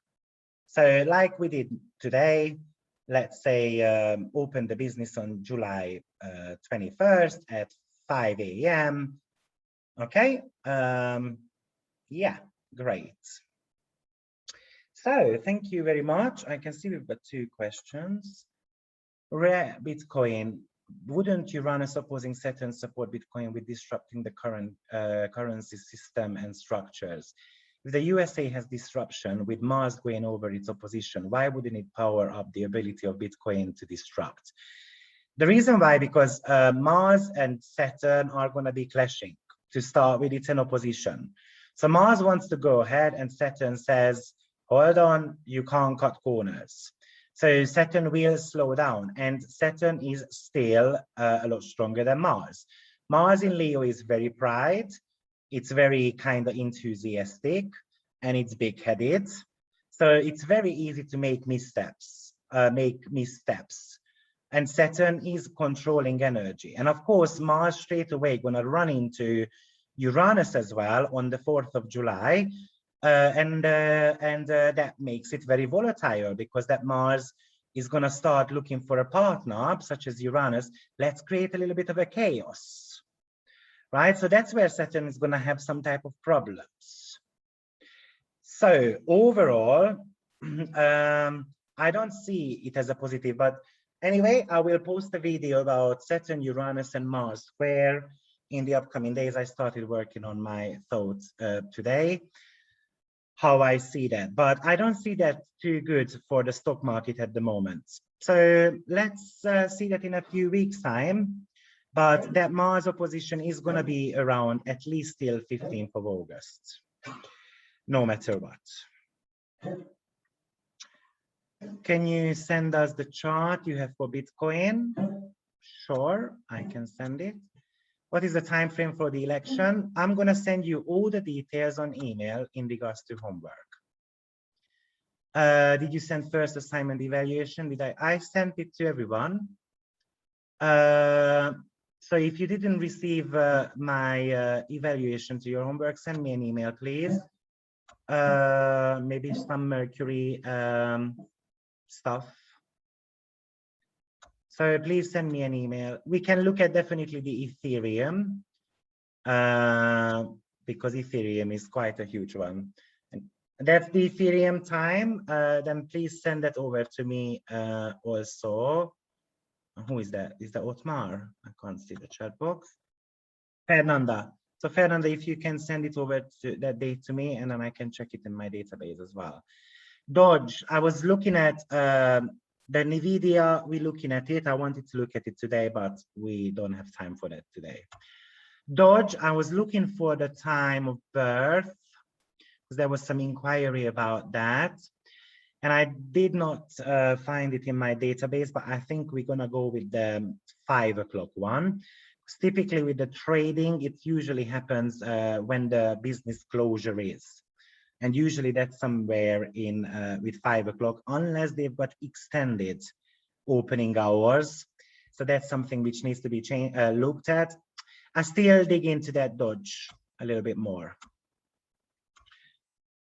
Great. So thank you very much, everyone. And well, it was a nice, maybe not easy lecture, but hope you kind of grasp it. We're going to practice this for a couple of weeks, surely, to grasp it. And we just build a little bit extra to it every single week. So take care of yourself, everyone. Bye-bye. Bye for now.